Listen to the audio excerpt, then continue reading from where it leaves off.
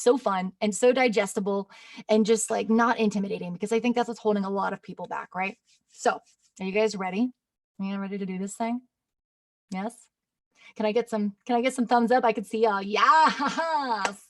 All right, let's do this. Now, I haven't gone live actually in a really long time. I used to go live as an artist and I would like play my guitar and sing for people. And I haven't done it in a really long time. And I'm like, please, technology, be kind to me. I've been testing everything all day to make sure that we can do this in real time. So Godspeed, let's jump in, okay? So I'm gonna go into screen share. I just realized I wasn't recording this. That's fine, we're recording now and we're on YouTube.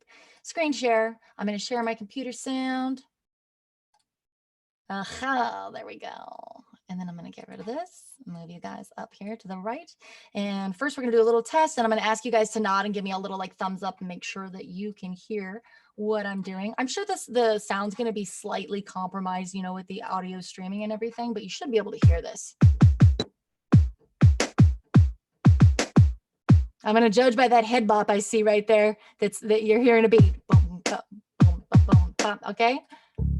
So you guys can hear me, right? Cool, thumbs up. Okay, cool. So one of the things that I like to do when I'm starting with a track right away, here's where I think a lot of people get lost. I think people just jump in and they're like, oh my God, get in a candy store. And they just want to start playing with a bunch of sounds. I mean, of course we do naturally, but that's not really setting yourself up for success while trying to create a song, because, you know, if I'm being honest, you know, the best songs they're a little bit formulaic. There's a way to do things. There's a way things are put together. And while that doesn't sound fun, I think you'd be surprised how just setting up some of this stuff ahead of time will set you up for success. And it'll actually kind of lessen the stress of like, where am I? I'm lost, which is what happens when you jump in and just start treating it like a candy store. So one of the things I do is I preload a few instruments. So I knew today that I was going to make a pop rock track. And so I decided to load up a piano, a bass. This is like an electronic drum kit, and I got a synth here. And I was like, you know what? From there, I'll take it from there and we'll see what else. So some people have said to me, you know, I don't even play an instrument. I don't think I can do this. And I'm like, oh my gosh, you guys, modern technology is amazing. So I'm not going to play an instrument today. In fact, I'm just going to work with a couple loops right here in Logic. And the first thing I did is I went to this loop browser and I just typed in guitar. And the next thing I'm going to do is I'm going to filter it by genre, just to kind of lessen what I'm looking for. So another thing we deal with when we're trying to start producing is the overwhelm. Like, it's not the shortage of information. It's not the shortage of sounds. It is the overload of all this stuff. So the more you can filter down, the more you're like right now, just by hitting indie and guitar, it eliminated a lot of options, which is great because now I'm just filtering out what I'm looking for. So I'm just going to start up here and let's see. First of all, my BPM is 105. I've set that ahead of time, and it's at C sharp minor. And I set that ahead of time. So anything I pull in now from this bank is going to load into that key and in that BPM, which is really cool. If you're pulling loops from external places, you're going to have to adjust them at times to fit your tempo, but not in this case. So let's see here. I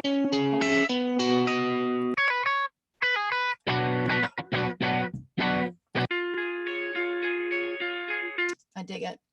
So we got a disco pop lead guitar. And then we got, yeah, a lot of times these things will go together and you can just hear, you're like, oh, same progression. So let's listen together real quick and see if they match.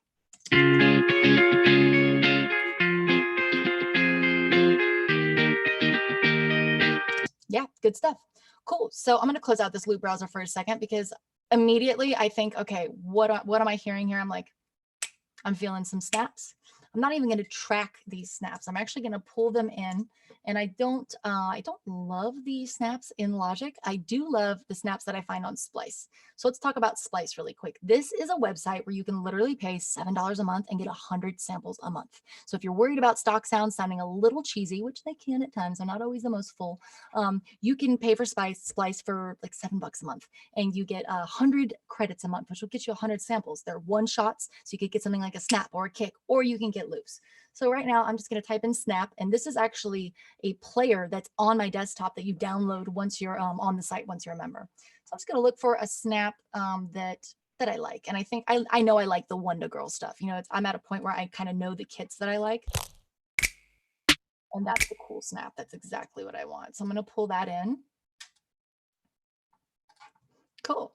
And then I'm going to place that snap on the grid where I want it. So we're going to listen. I'm going to put the click on, and I think everyone's going to kind of feel it with me, but check it out. Boom, boom, boom, right? And I accidentally pulled it into the right place right away. So we'll just drag from there. Right there. So you can see that it's happening every other. And now visually, I am just dragging. Uh-oh, did I go too far that time? I think I did.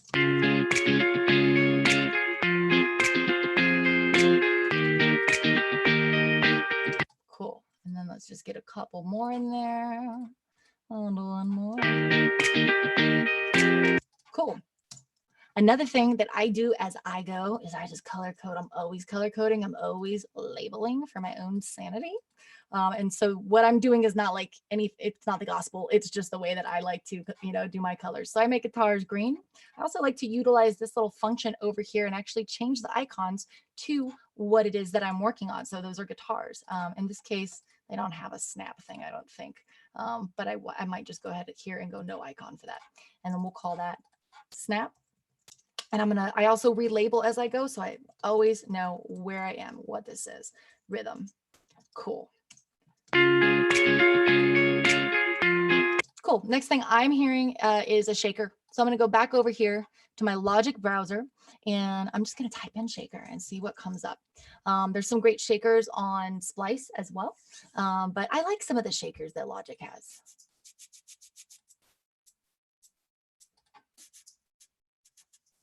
Yeah, that's a sassy shaker. I'm going to use that one. I like it.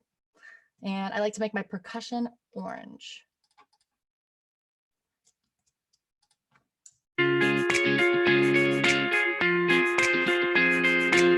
Great start. Okay. And I know right away that I don't even need this this rhythm track or this rhythm guitar, because I know that I'm not going to put that in the beginning, but I'm keeping it there because I'm saving it for later. So another thing I want to do, and I'm going to get rid of this little screen over here just to maximize my screen space. I am all about maximizing screen space. So you can see there's like a lot going on right now. So it's like, I'm going to move that over. I'm going to get rid of this. There we go. Cool. So now what I'm going to do is I'm going to start thinking about my arrangement. Now, if you guys want to, one of the cool things about that I like to do when I first get started is actually reverse engineer a track and kind of borrow. Reverse engineering is when you dissect another piece of music for study purposes.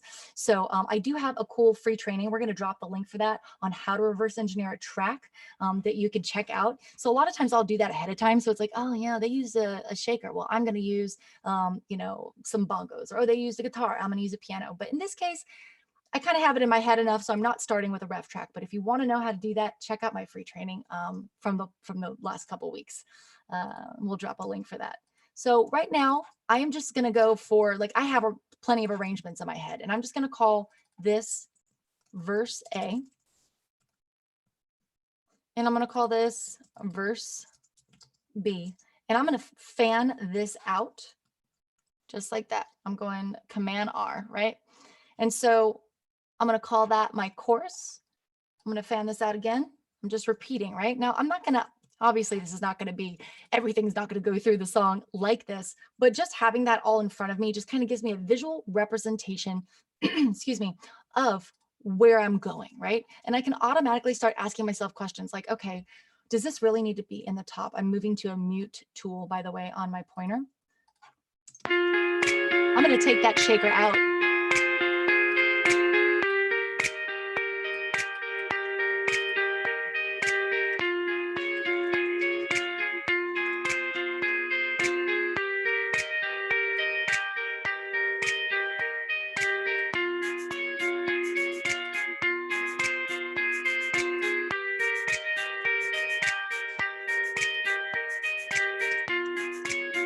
So I kind of like the shaker coming in at this second half of the first verse, right?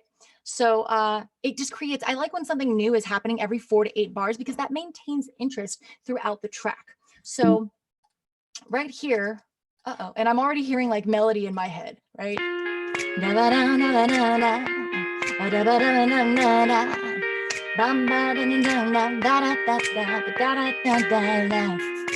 And then there's a new element, right? Something new is happening. But I also feel like maybe like a kick would be really cool there. So let's put in a kick.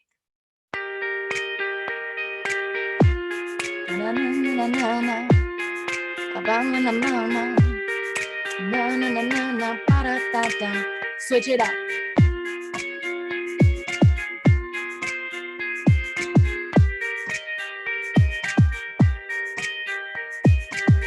Cool. Wasn't perfect, no problem. I'm going to quantize it by pushing Q.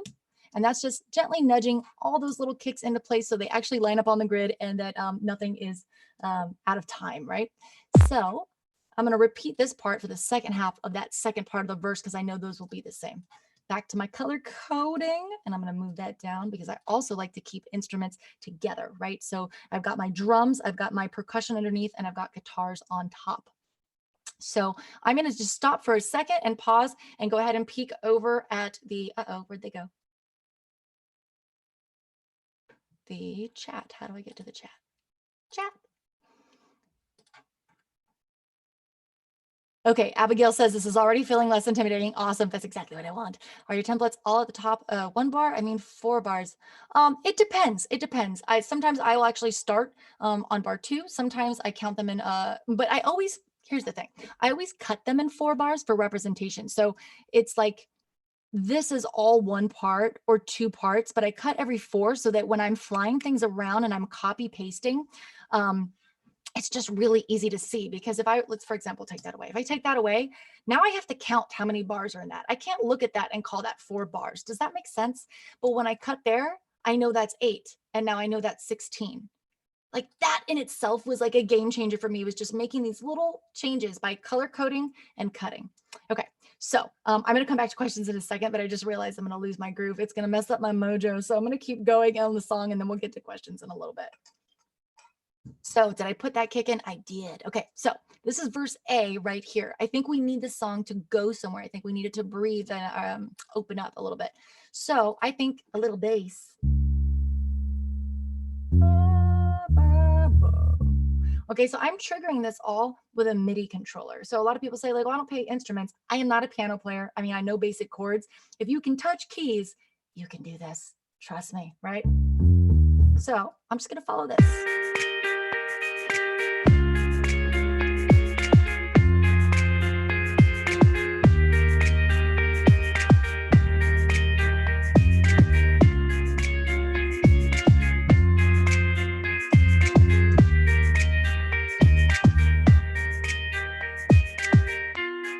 Ooh, yes. Didn't play that exactly the way I wanted to, but that's okay because this is the beauty of MIDI, okay?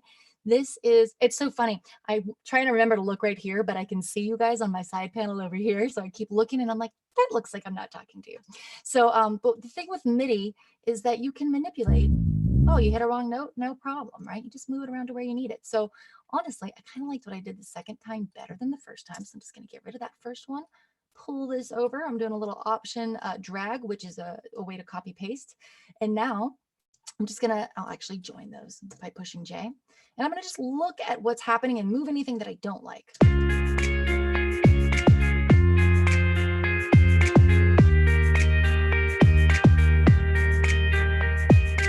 See, like right there.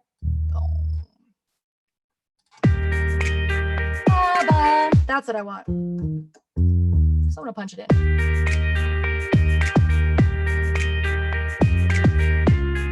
Super easy. Highlight, Q, pop them into place.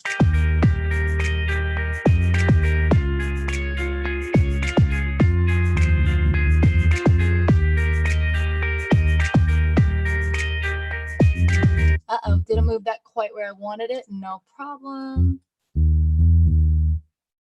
There, right? Nope. Snap in there.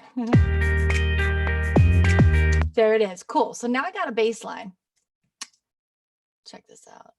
Basses for me, I like to make them dark green and I like to sit them right on top of the drums. So there is a method to my madness. You know, I always know where I'm at. This is so great for mixing. It's so great for organization in your sessions. And trust me, when you get into this, it's so easy to get lost. that this might seem like I don't need to do that, but this for me stepped it up exponentially, and it increased my speed. Okay, it made me so much faster. So let's see here. What else do I want to do? So I'm thinking when this course hits that I want to introduce some live sounding drums, okay? Because I've already got this like kind of pop cool thing going on, but I'm thinking I want to really open it up in the course. So what I'm going to do is I'm going to actually just add, it's all on one track. It's the Logic drummer, and he's intuitive, man. Sometimes I pull it in and it just sounds good right away. Sometimes I got to do some tweaking. So let's see what he feels like playing today. I grabbed an alternative style. They've got singer-songwriter, they've got hip hop, they've got all these options, but I think in this one, alternative for pop rock is going to be cool. So let's just have a listen and see how it goes. Turn down a little bit. Oh, and let's fly that bass over too.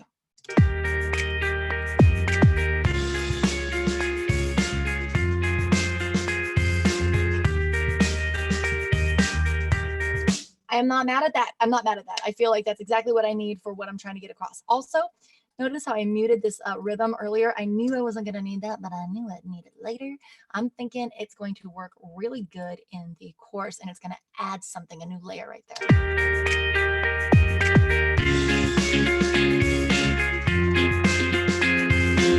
I already like where this is going. So here's what I'm going to do though. I got to create some space. It's very dry sounding right now. So I'm going to add just a touch of reverb to both of these guitars. This says, oops, aux 5, which I did not label, which is very not like me, but this is actually a medium halt.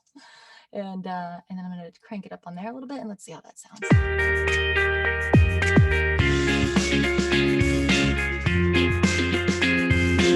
Cool. Now there is some other stuff that I would do for the purposes of this training. I'm not going deep into EQ and compression and all of that, because right now we're talking about getting our ideas out. So you're gonna see me make some space and talk very lightly on those things, but I'm not gonna get too cray. Okay.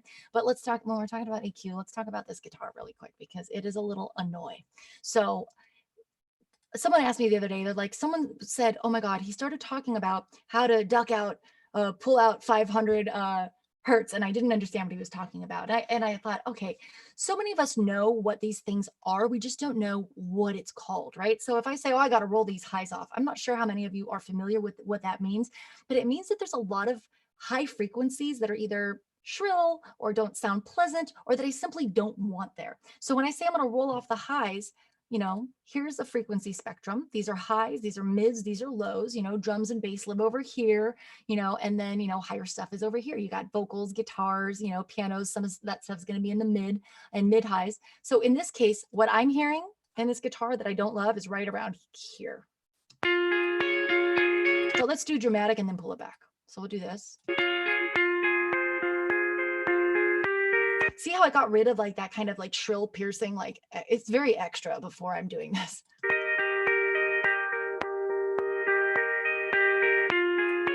So that's about as far as I want to take that for right now. But cool. Okay, this is coming together. So also, I think in this course, it would be awesome to add just another instrument to keep it, to lift it, to make it interesting, to add some texture, right? So I'm going to throw this piano in here.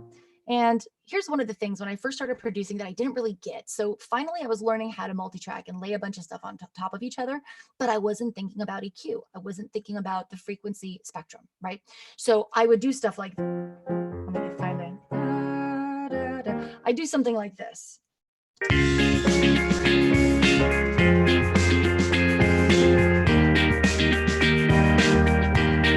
Which is fine. I mean, it doesn't sound wrong or bad or anything, but I think what might be stronger in this case for what I'm trying to do is add another layer, is I'd cover a frequency spectrum that's not being covered already, right? That kind of just blends, right?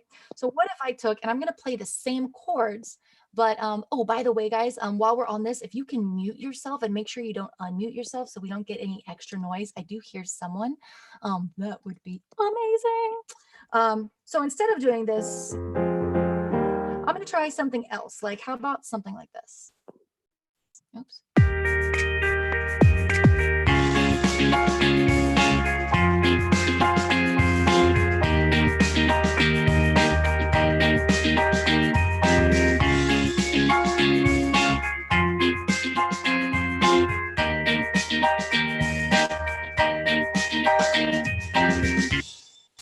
like that, you know? I actually don't think I want this chorus to be that much longer. I think the chorus can end there for me. And then let's have a listen to how that sits in the frequency spectrum, because now it's got its own little area to live in. And I'm also going to pan it a little bit over to the right and make a little bit of space for it.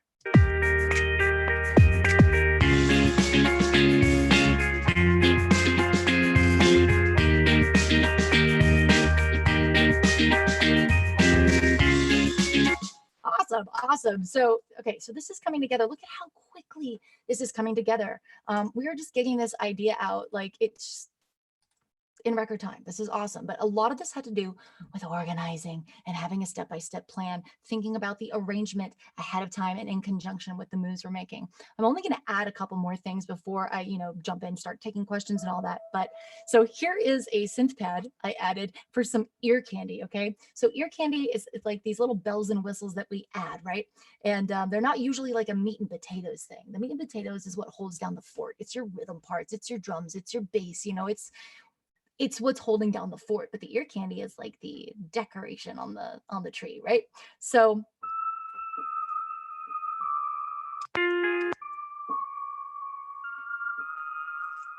let's try that, something like that. Bum, bum, bum. Yeah, 2, 3.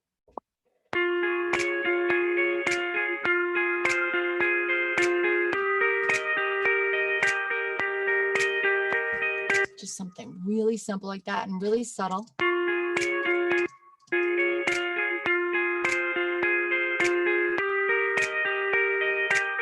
And it just added something. So it wasn't an instrumental in the top, right? Let's get these little snaps over here. And I'm going to pull that over here for the end of that chorus. Get those shakers out. Awesome. Cool. So as I was doing a little bit of prep and getting ready for this, and I was like, I want to make sure I don't get completely lost. So I didn't like write this ahead of time. I just kind of loaded the instruments and like knew the direction, but then I did get inspired to a lyric, and I thought maybe some people would want to see the vocal tracking process and kind of know a little bit about that writing process. Is that something you guys would be into? Would you mind if I tracked a vocal really quick? Is that cool? Okay, I see some thumbs up. I don't have the chat open, so I can't see any comments, but actually, let me jump in there. Hi, comments. Oh, I'm behind. Yay, love it, love it. Okay, cool. And Dwayne says, would you be able to change key of the samples? Okay, let's jump in here real quick because now I can pause before I do vocals. Yes, you can change the keys of samples, but also when you start ahead of time in Logic, when you're pulling in samples that are and loops that are part of the Logic loops, as long as you have this right here set to the key, it will pull in according to that. Otherwise, you can use things like transpose, which is actually right over here. Let me click on something that would let me do it. And you could actually, there it is, drag here, like click here and pull up and down to transpose it. But you wouldn't need to do that if you were using a Logic loop. Now, if you pulled in something from Splice or from Loop Master, something, third party, you're going to make sure that you change the key for sure. So yes, we're going to do some vocals. And I'm going to cut vocals live because that's not freaking nerve-wracking at all. Don't mess it up, Chris Bradley. All right. So I was thinking about the situation, just thinking about like where everything's at in the world and trying to kind of write from my heart a little bit, but also be fun and have some fun with it. So I came up with an idea for a song. I think it's going to be called Time. But this is what I felt inspired to. So let's see. La la la, me, bumblebee, bumblebee. Also drink way too much coffee, which is giving me that nice bluesy rasp. It's fine. Okay.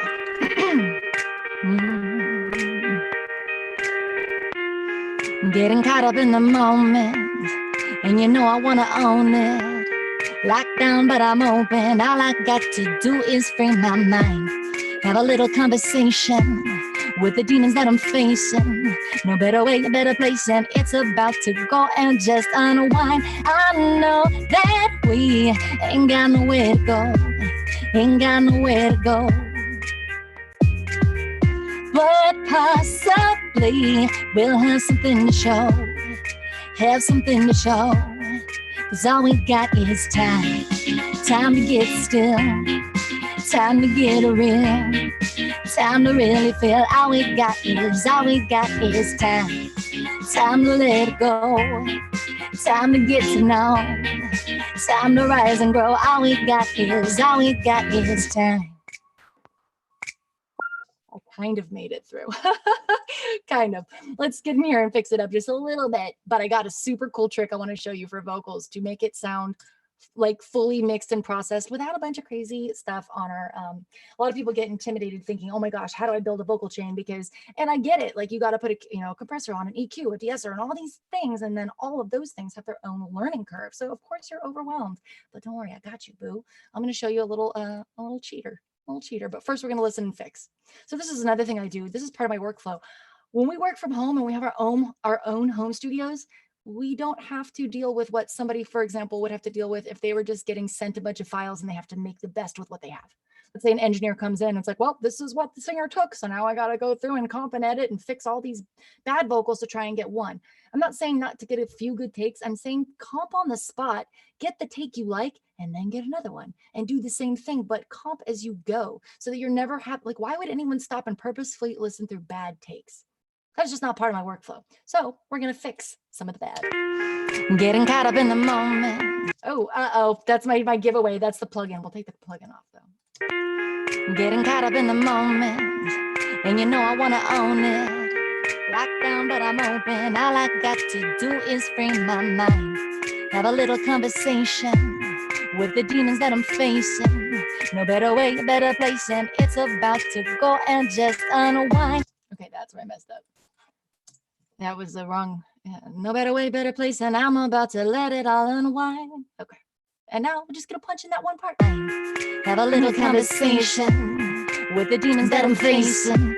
No better way, better place, and I'm about to let it all unwind. I know that we ain't got nowhere to go, ain't got nowhere to go. Boom, right? And I'm just gonna pop that little sucker right in there. There was no need to do it any other way. That was the part I wanted, right? No better way, better place, and I'm about to let it all unwind. I know that we ain't got nowhere to go, ain't got nowhere to go. But possibly we'll have something to show, have something to show. 'Cause all we got is time, time to get still. Time to get okay, I think the rest was it. This was the bad line for me, so I'm gonna punch that in real quick. Ain't got nowhere to go. But just kidding. But possibly we'll have something to show. Have something to show. Cool. Good enough for now. Just want to make sure there wasn't anything too awful in there. Now I want to show you this plugin that's going to make this vocal pop automatically without having to worry about a vocal chain. So let's see what let's listen from top to bottom and see where we're at. Let's see how the song builds and how everything comes together.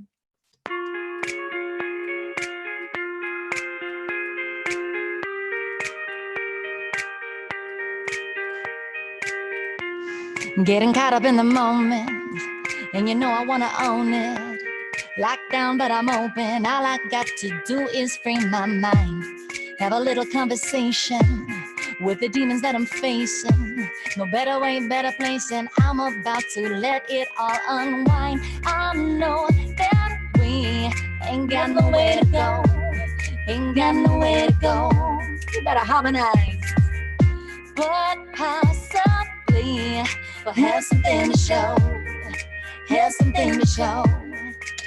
Okay. Oh, 'cause all we got is time, time to get still, time to get real, time to really feel. All we got is time, time to let it go, time to get to know, time to rise and grow. All we got is time. All right. So are we having fun? Are we learning anything? Are we digging on this? I have a couple more things that I think would actually really make this super cool. So the first thing I thought of, and this might be a little cheesy, it might be a little too on the nose, but I'm going to do it because I'm a goofball and I don't care. So it's called time. I'm going to look for a clock sound right here in Splice. Clock, clock, clock.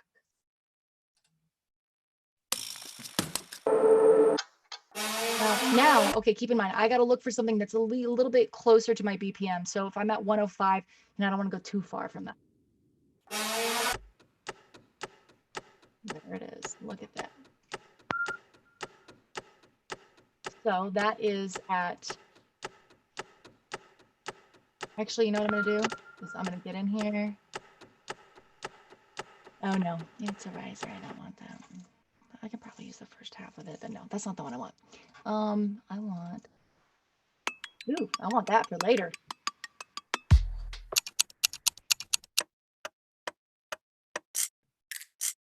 That's not the one. And then I'm going to grab this right here because I can see that that it's too fast and stretch it out. And then I'm going to repeat it and have it over. So when the end of the chorus hits, it's going to go this. It's time to rise and grow. All we got is time.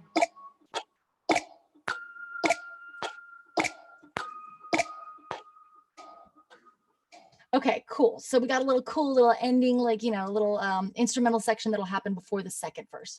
So one thing that stuck out to me that I was like, oh, I don't really feel like this chorus is hitting me at all. It feels very wimpy, but that's also because it's not being given a proper introduction. So I want to talk really quick about transitions, and then I'm going to get out of this thing. But I can't leave it like this. So let's talk about this part right here.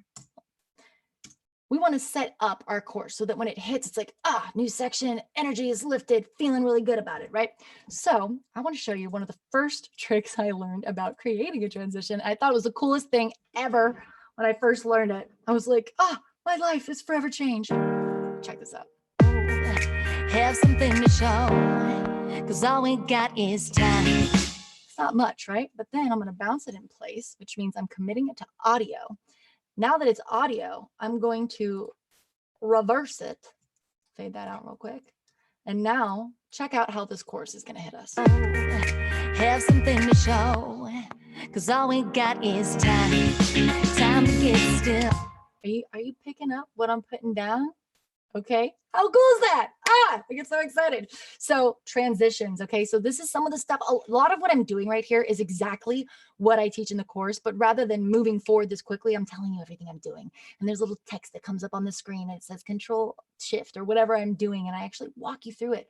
Not only that, I give you a sheet that says like, hey, here's the plugin we just used. Here's why we used it. Here's where we put it in the song. And here's how to set all your settings. And it's like, I really give you the why. And I also do it in this format. So like I always say, like my course is for the singer-songwriter that wants to learn how to produce or the aspiring producer, but it's definitely not just like, I'm not going to sit around talking about what a sample rate is and how bit depth and like, you know, the definition of a wave. It's just not going to happen. And I'm not going to tell you that you need fancy gear or that, you know, that you need to go to music school or anything like that.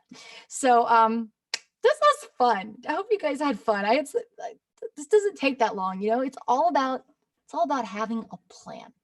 It's like being an author, you know. It sounds so freaking overwhelming. At the idea of writing a book just like scares the crap out of you. Think of it like this. What if someone said, okay, you don't have to write a book. Can you just give me 5 subjects you want to talk about? Oh, I can do that. Okay, those become bullet points. Those bullet points become blogs.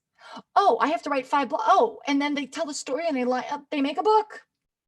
Ding, ding. So that's kind of what's happening on here. So I'm going to take all your questions in just a few moments. By the way, we have dropped that link. If you stick around to the end, you are going to be entered to win that Amazon gift card. So I just have to say that again because I haven't looked at the comments in a while. And I want to make sure that you all get entered for that because I'm so excited that you are here with me. So let me get over here. I think I can actually exit my screen. Actually, no, I'm not going to exit the screen share for a second. So let's look at what's going on over here.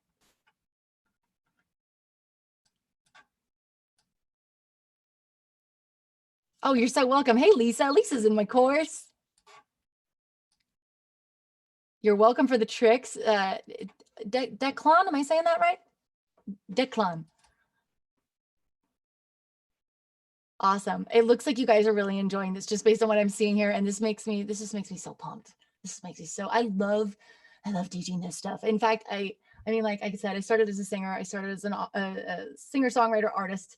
And then I started doing it for myself, you know, started creating demos for myself to like save money. And then like my friends are like, hey, could you do my demos? I'm like, okay.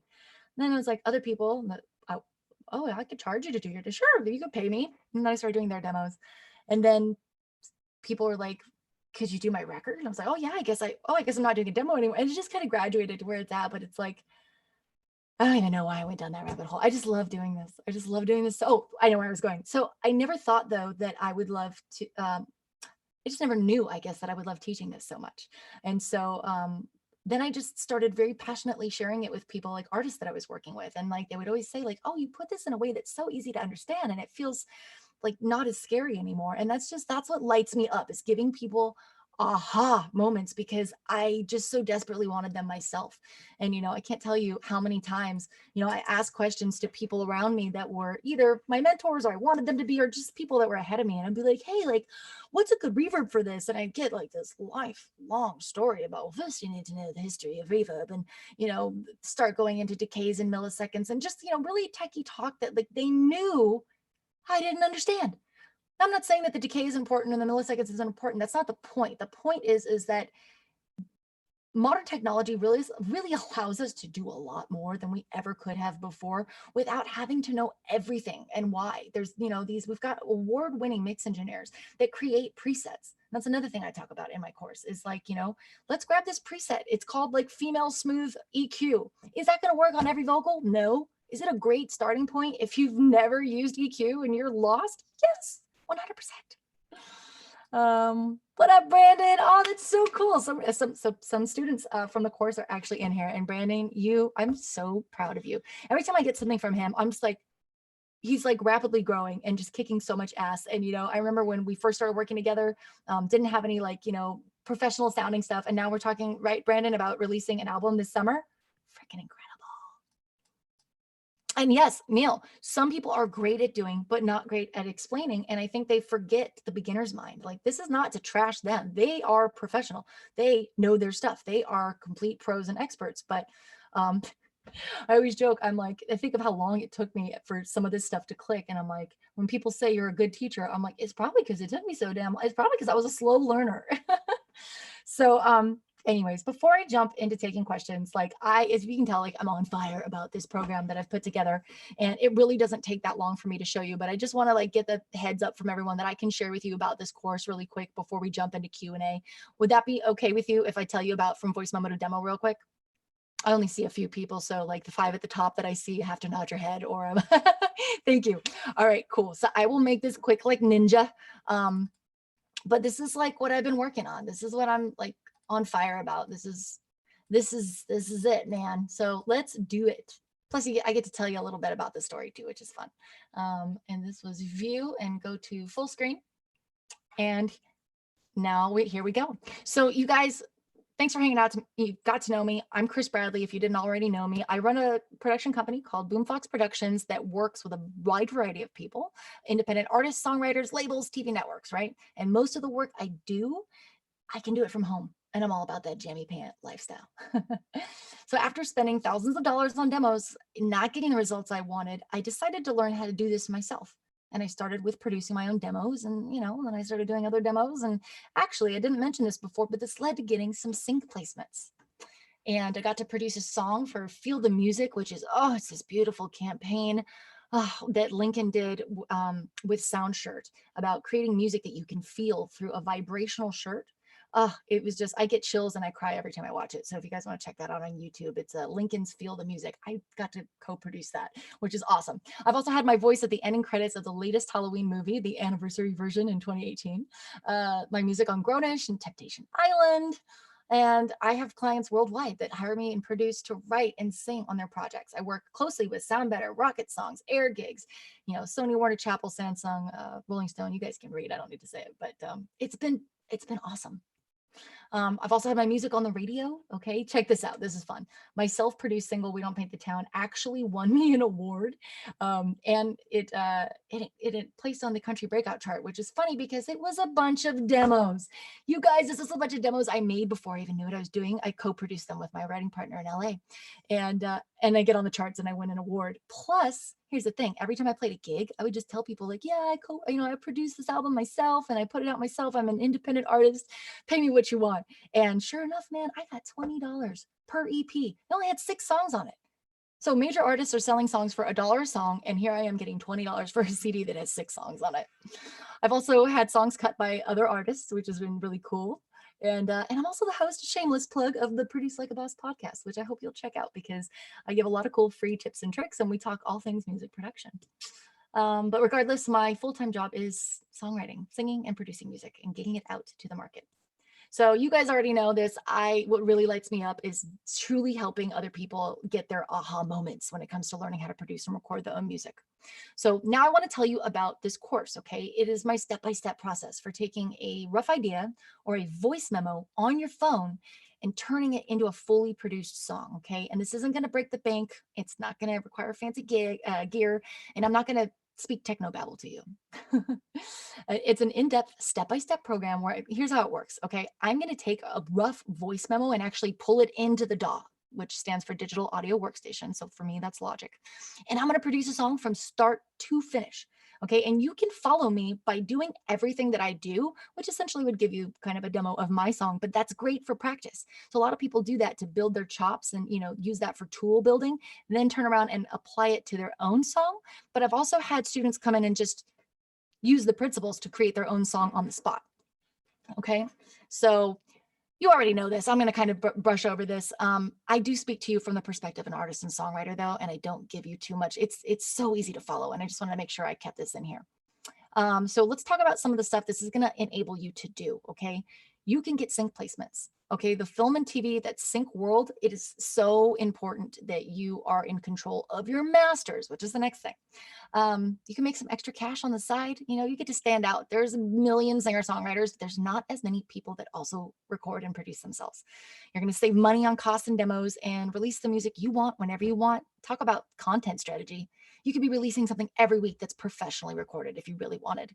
You'll be more valuable as a co-writer. You'll be able to build tracks in the session. People love that, trust me. And you'll be able to present professional quality tracks to publishers, songwriters, and your friends. So whether you're a songwriter or an artist or a producer, wherever you're coming from, like, there's just so many great benefits to learning how to do this. So I was just talking about a couple of these lovely people, but my students are getting results. They're recording their own music. They're releasing, they're making money with their music even.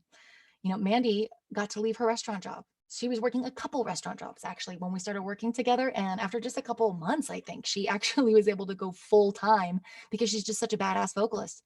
And, gosh, like, that's why I always tell people, like, even if you're just really good at one thing, just start with that, because you never know. Like, I started getting paid to do vocals well before I became like a professional producer. Stacy says, this is a platform I haven't found anywhere else. After I took the course, I had immediate tools to improve my productions.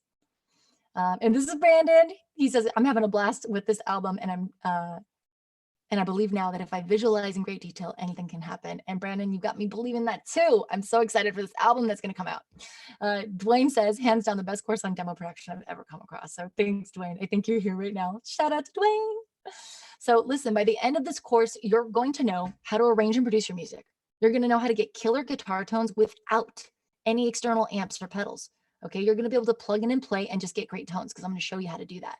You're going to get my exact vocal tracking method, which I kind of just went over with how, that I used to get my music into film and TV and the radio. You're going to learn the easiest way to import tracks from other musicians, no matter what DAW they use. This is super important, you guys, because you don't need to know how to do everything. You're not, you can import files from other musicians that also record from their home studios. And most importantly, you're going to get a radio ready recording without having to hire a mixing or mastering engineer. So what makes this course so different? You know what? I'm going to go past this. We've already talked about this. Let's be real. And I think we've kind of talked about this too. So I'm going to move on from that. But check it out. This course is not for you if you think you can't make your music sound great unless you have fancy gear and expensive equipment. Like, I'm not your teacher if that's where you're coming from. And if you have no knowledge of songwriting or little knowledge about music and song structure, this might be over your head. It might be too much for that. But I think if you're here, that's probably not you. So let's talk about some common questions that I get. What skill level do I need to be at to take this course? Check it out. I don't talk to you like the DAW. So if you're brand new, it's fine. You're going to get all the tools that you need. But if you've been at this for a while and your tracks are just still not really hitting the mark for you, this can help you, because I'm going to teach you the fundamentals of arranging, production, and mixing. Okay. The software that you need, well, I teach in Logic because I'm a Logic girl, and you don't need any third-party plugins because I don't even use anything outside of Logic.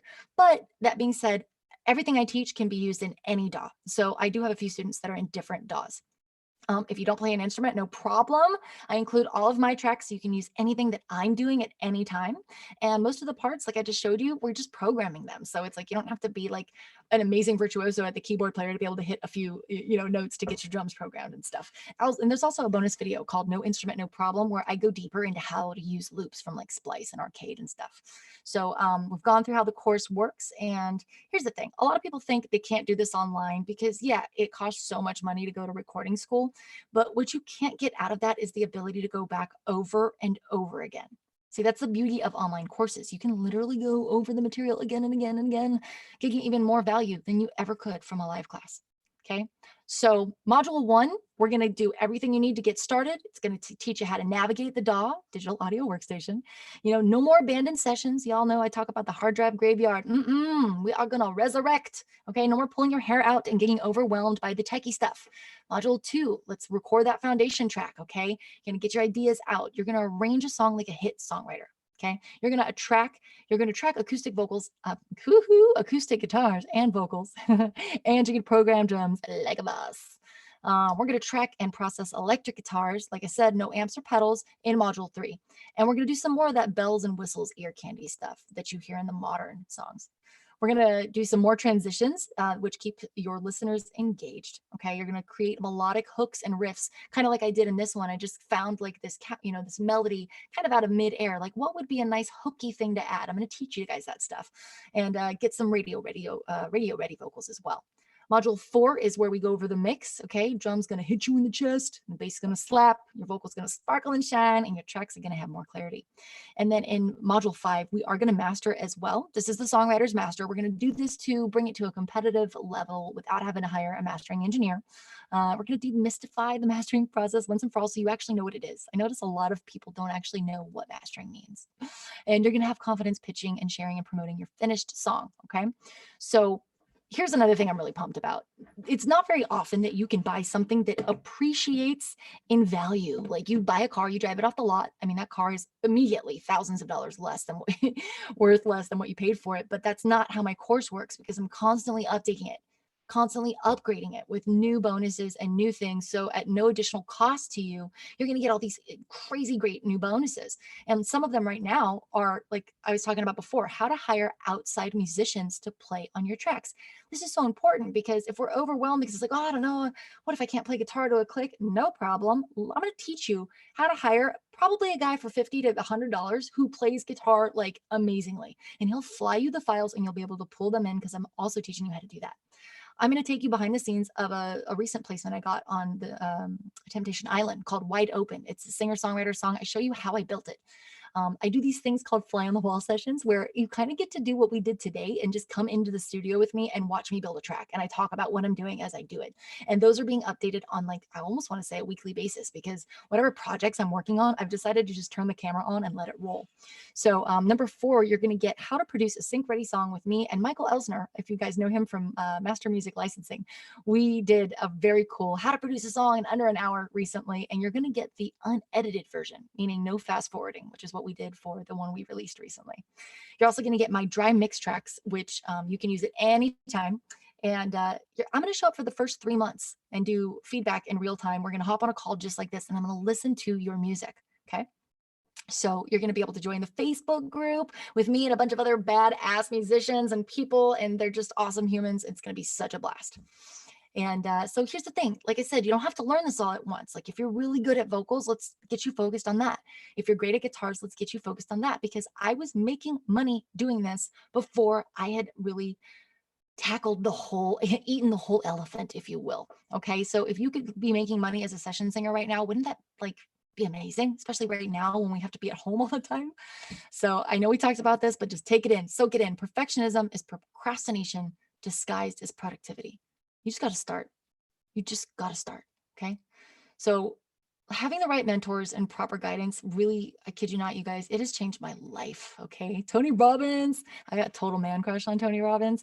He says you can turn decades into days with coaching and mentorship. And you know what, guys? It's true. I'm doing it. I did it.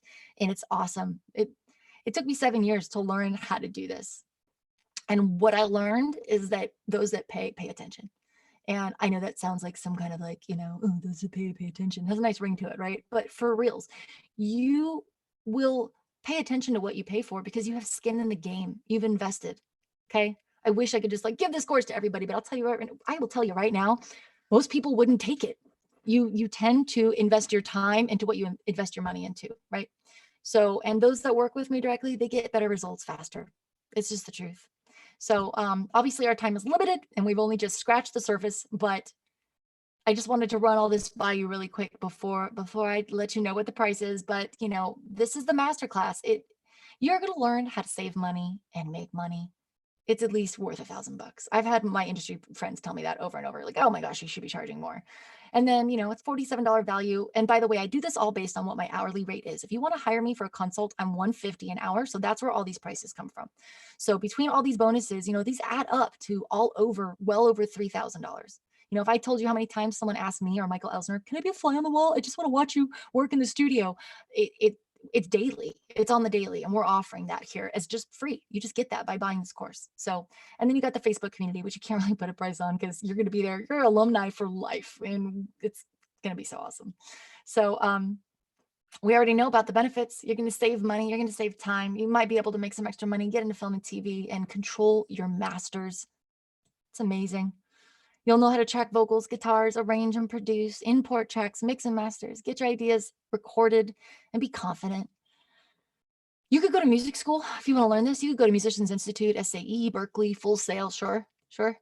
If money isn't an issue, if time isn't an issue, and if you're okay with getting a broad and basic understanding of theory, but not a real world hands-on point of view, okay? Because oftentimes in our educational system, your teachers went straight from school to teaching, okay? Not into the real world. And that's not a diss on them. It's just the truth.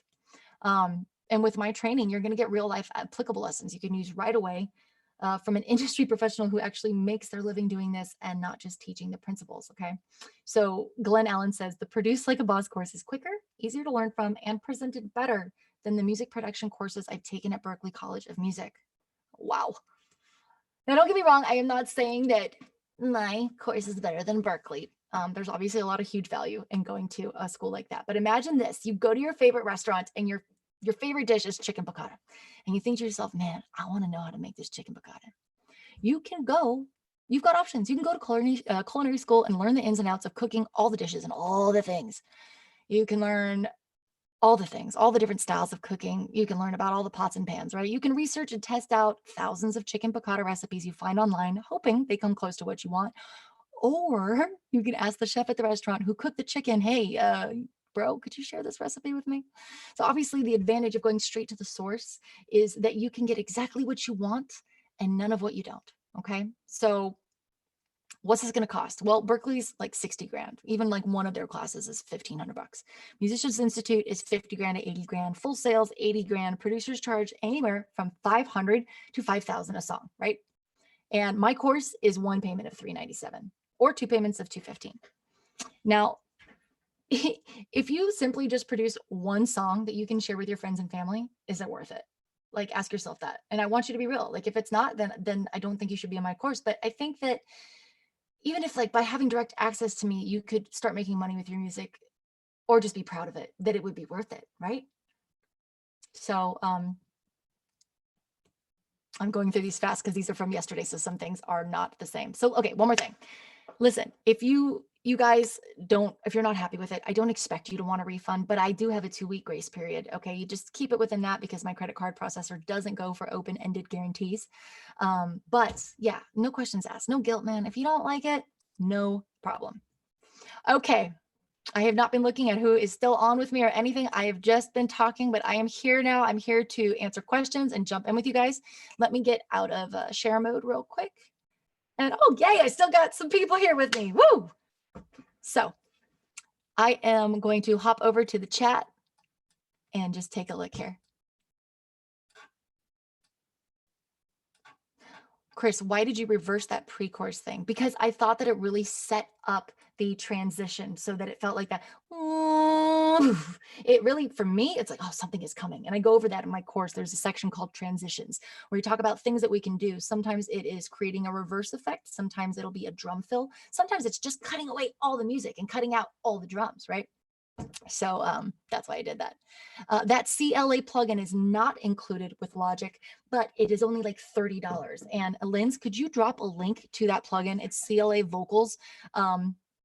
It's like, oh God, it's such a game changer. I just gave you like one of my secret sauce tricks. So that, yeah, it's not included with Logic, but it's super affordable. Let's see. Logic Drummer is included with Logic, and it is a killer plugin. That thing, when we pulled it in today, it automatically fit the thing. I kind of wish that it didn't, so you could see me tweak it and pull the knob, because there's this little knob. And actually, is my session open? Here, let's just, I show you really quick. Share. Let's get in here real quick. I want to show you this drummer because it's badass. But like, time to get. Hello, Ghost Notes. It's like, you better come in on point, Logic Drummer. My goodness. But watch me move this knob and check out what happens.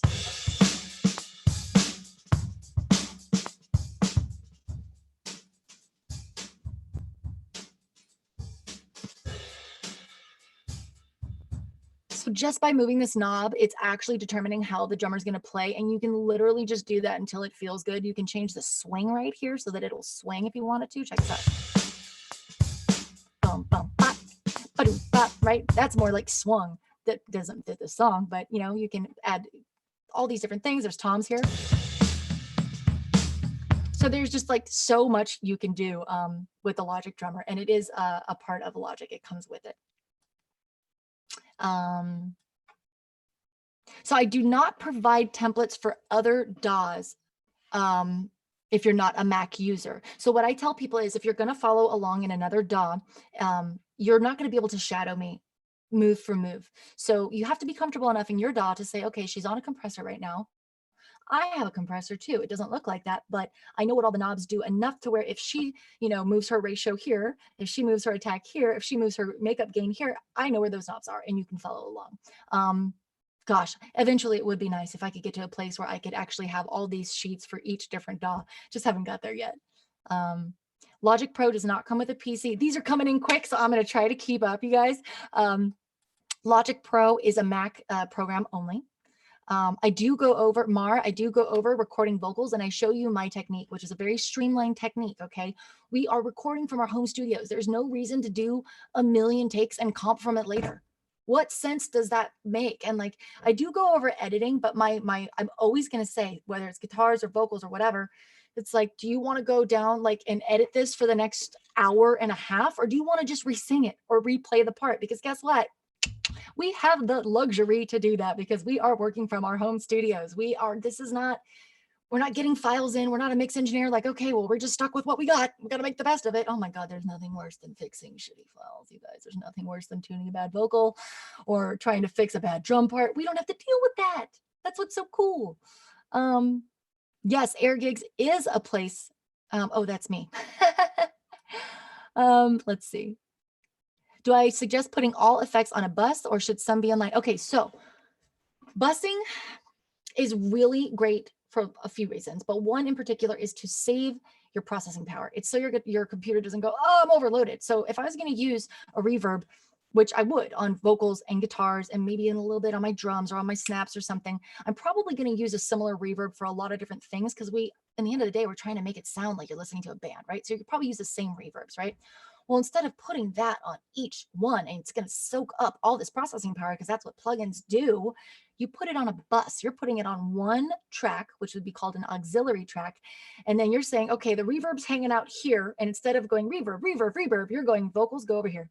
Guitars go over here, and you're rerouting them. You're busing them to where the reverb is, and then just dialing it in with this little dial to taste, to what you want. So, and for stuff like, here's what I also go over in the course. When I'm using reverb, especially, I will put it directly on a track for more of a stylistic thing. If I'm putting reverb directly on a track, it's not because I'm trying to get a real reverb sound. A lot of the times it's because I'm trying to drown it out and make it sound like a pad or like strings, or just really, it's more of an effect at that point, like a special effect, than it is like trying to add room to it. It's rather than reverb that you feel, it's more like reverb that you hear. Let's see, Like to be able to create from melodies, vocals, to instrumentation. You seem to approach in reverse from instrumental to top lining. Wait, let me read this again, Virginia, because I'm approaching from songs I've already written. I'd like to be able to create from melodies and vocals to instrumentation. Oh yeah. So I went backwards in this case because I wanted to show how cool, how easy it is to just do something on the fly. I mean, I kind of put a little bit of stuff together today. I wrote a lyric really quick and I just wanted to walk through that with you guys. But actually in my course, you're going to take a song. That's what I do. In the course, I actually take my voice memo that I recorded on my phone and I pull it into the DAW, and it's just a vocal and a guitar, and it's like it ends up sounding nothing like the production in the end. But that's what I would advise you to do, is take your own rough recording or voice memo. Maybe you just sing it into your phone, no instrument, no problem. Pull it in, and then you follow step by step what I do in this program, and it's exactly for you. What I did today was just an example of like why producing is not scary. Let's see. Did everyone get entered for the drawing to see if they're going to win the Linz, did you drop the link? Can we drop it again? Because I want to make sure that everyone's hanging out gets entered to win that gift card. Do you ever quick punch your vocals on the same track? Okay, Brenda is asking, do I ever quick punch your vocals on the same track instead of creating multiple vocal takes? I do, and I go over that in the course. No, but here's why. I don't when I'm working by myself, just because of the functionality of like, it's actually quicker for me the way that I do it. But I teach you how to do it in the course because it's something that some people would prefer to do, especially if you're not doing what I'm doing by sitting here and actually just tracking. Of course, it's easy for me, but what if you have a vocal booth that's like not right in front of you? You're going to want to set up on a cycle, on a loop, so that you can go, I'm going to take several takes and then come back. And I totally respect that. That's not my workflow, but I do teach you how to do that in the course. Sync module, all effects on the bus. Okay, I'm starting to come back to things. Interested in making money. Yep. How do you become a session singer? Do I go over that in the course? I'm a vocalist. Oh, okay. Let's talk about the bonus. So I made a mini course that I haven't released yet. And I was actually just going to beta test it and sit on it for a while. And then I decided, oh, I'll probably turn it into a masterclass one day. But I haven't yet. And it's a mini course right now with a lot of really great information on how to become what is it called? It's called 5 Ways to Make Money from Your Home Studio. So it's essentially training you on how to become a session singer or a session player. So it's, if you make beats, if you produce, if you do vocals, I talk about all the online marketplaces, how to get into them, what they are. I talk about email templates, like how to start talking to new clients, how to set your prices. So it's really cool. And I am giving that away as a bonus to anyone who signs up for the course before midnight on Saturday, which is tomorrow. So we all have until Saturday tomorrow to sign up for that, and you'll get access to that mini course, which will answer your questions about doing session work from home. Yep. Starts from a voice memo. Okay, cool. Josh, definitely not getting a refund. I want to be able to collaborate with you and Linz. All right. Cool. I think I'm starting to come up on stuff that I've already. So your approach is, okay, let's look at this one.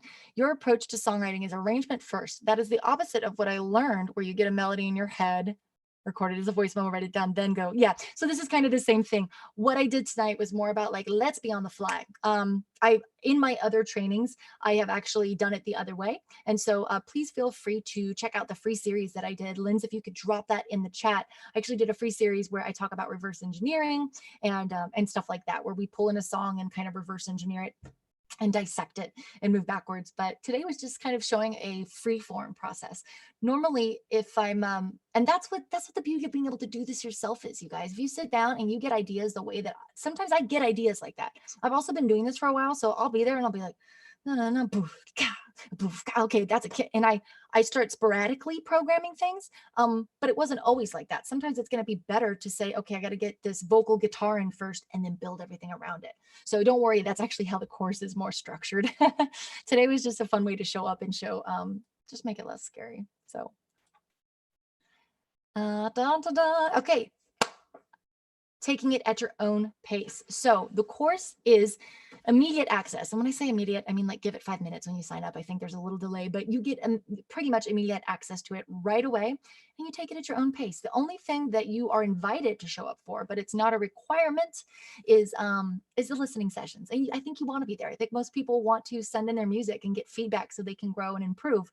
So we close the doors to the course Sunday at midnight, and then I'll be reaching out the following week to talk about when our first listening session is, and it'll be a month away. It's gonna be like a month away from to now.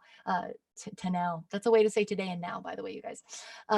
So you can take it all at your own pace. If you want to participate in the listening sessions, you're going to want to have some progress made about a month from now.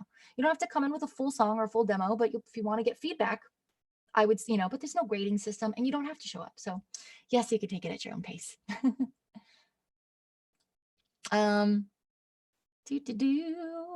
Just enrolled. Yeah, David. Woo! All right, here's what I want to do. Oh, okay. I see John has his hand raised. I'm going to unmute you. John, are you there? Are you here with us? I am, yes. Give me 1 second. Can you hear me? I can. Okay, sorry. My family is just sitting down to dinner. So I just had a quick question about, and I love everything you're doing, by the way. I'm in the Catch the Moon class, so really glad that you're a mentor. Glad to meet you. But I'm new to Logic. I've used Cubase and Digital Performer, but in the past few months, I downloaded Logic. I'm on a new MacBook. It's got tons of RAM, and I feel like I'm locked and loaded, ready to go.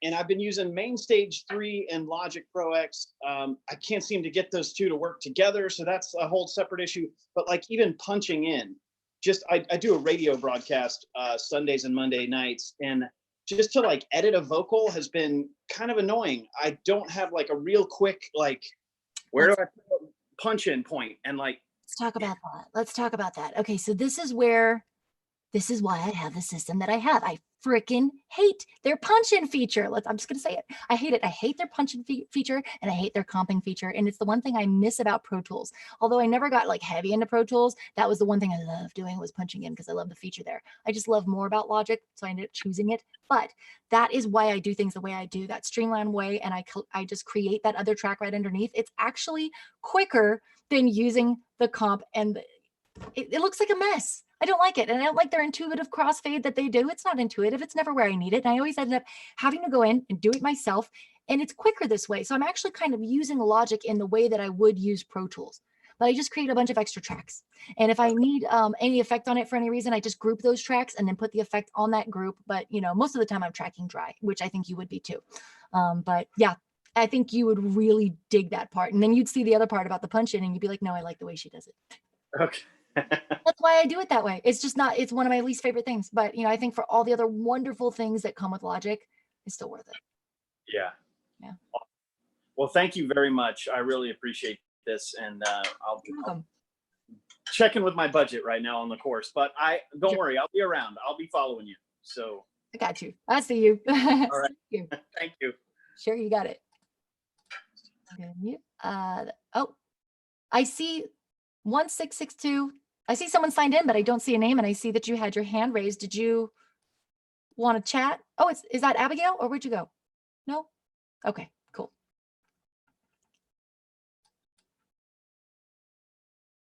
Uh-oh, are we frozen? Are we frozen? Currently unmuted. Maybe. Andre, you trying to talk to me? Unmuted. Yeah, I can hear you. And I do have kind of a question. Sure, let's talk. What's up? Can you hear me? I can hear you fine, yeah. Oh, well, yeah, I'm blind. And I have Logic Pro X and getting used to it, of course. You use colors and you point to a lot of different things and then grab this and move that, which is really cool. I love to hear it. And I'm very interested in taking your course. Grab those clock sounds from were they in Logic is it plugin? is it either blind person friendly in some way that I'm unaware of, or can I get a reader that I know could look at the meeting, all the bells and whistles? That is a really interesting question. When you say, can you get a reader, can you explain to me what you mean by that? Because that might. No. Chris Bradley to everyone. I use readers to come in and read my mail and that kind of thing. Left the meeting. And I have a musician who is reading for me in Michael Eldner's course, and also with the Hit Songs Deconstructed people. Gotcha. Laville has joined the Are meeting. And are you savvy with the keyboard, with being able to use quick commands and just kind of like are you savvy with typing and knowing your way around the keyboard? oh yes, Okay, cool. Because a lot of the stuff I'm teaching is it's quick commands, you know. Messages. PM, So and I 8:40. actually I'm do online with you. put on the screen, I've got it written out. So if you had a reader, that might be doable. But you know, I really think this might be something that you and I could actually talk about outside of here and see if we could come up with some solutions, because I would love to have you, but I certainly want to make sure that it's something that you could get a lot out of, you know. So it's be the first time for yeah, me. I agree. It'd be the first time for me exploring this as an option, and I'm interested to see where we could go with it. Would you mind sending me an email at producelikeaboss at Gmail and seeing if we can figure something out together? Yes, that'd be great. That would be awesome. Awesome. Well, thanks, Yeah. Andre. I'll be looking out for your email, and we'll see what we can come up with. Great, thank you. All right, cool, you got it. Sherilyn, I'm going to unmute you. Hey, how's everybody doing? Hey, how's it going? Good. Great to meet you, Chris. I'm in the six-figure songwriting course as well, and it's been awesome. The question kind of like, I'm wondering, is this too much for somebody who might already be in that course to like kind of tackle this at the same time? Or do you think it actually is kind of going to help the process, kind of deciding like, you know, where to focus energy and direction right now? Absolutely. So because you can take it at your own pace, it doesn't really step on, because it's not like, oh, I got a course or I got a class today, I got to be at, but I got to be at this class. There's going to be no split energy there. So I've had a lot of people actually in the last cohort that jumped in because they wanted to get into the class, but then they're like, oh, I'm going to focus on these projects right now. And then maybe they didn't start it for a week or two or a month even, you know, because you have lifetime access. You know, so it's not going anywhere. And you might even come back and you're like, wow, there's more than there was there before, but you're never like put on the spot to like, you need to have something. But there's an interactive community and there's a 1 monthly live listening session so that you can get that interaction and get, you know, a little bit of like fire to do stuff, but it's not like assignments are due or anything. It's definitely at your own pace. Cool.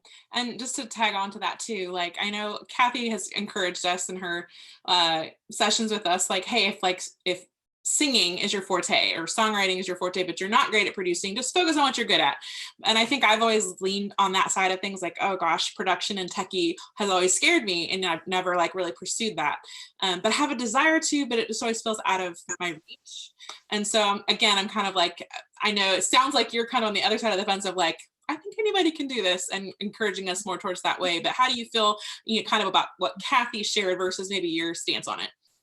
Let's talk about that, because I'm so glad that you asked that. And I think that there is a lot of value in bringing together all these different aspects of a team to create a great song. Like, let's get the killer singer, let's get a killer songwriter, let's get the best drummer, let's get the best guitar player, let's get the best producer. You know, at a certain point though, it becomes less sustainable.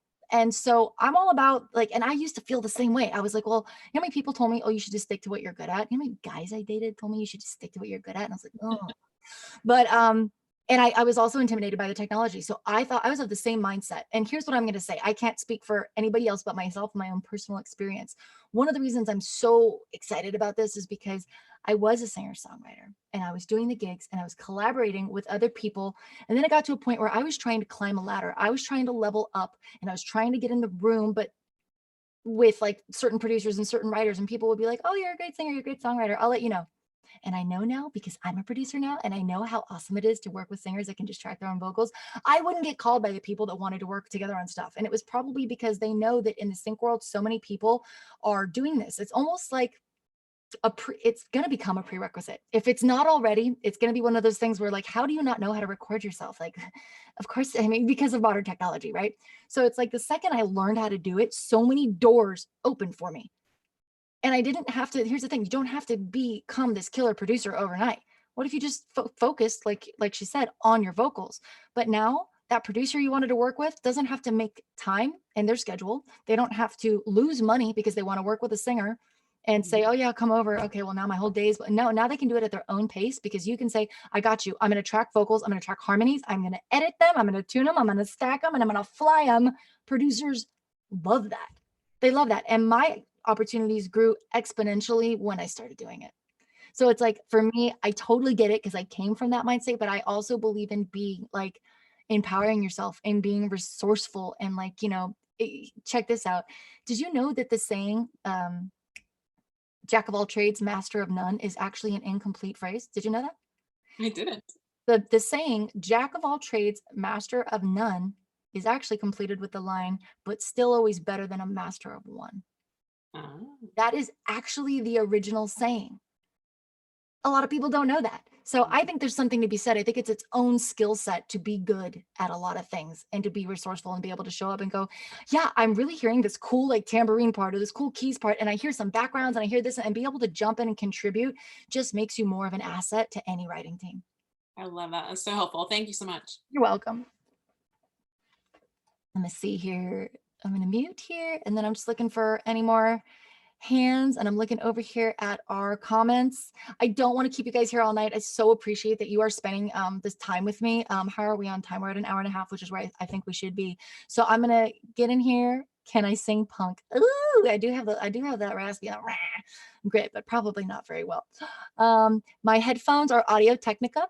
So one of the things I would suggest, if you are going to invest in something, before anything else, like for me, good headphones was a good one, because I'm not in a treated studio a lot of the times. I am right now. I've got a lot of panels and stuff, but before I had that, you can always, when you're mixing in a room and it's going crazy, you can always get in your headphones and like nothing else matters. What's going on in here?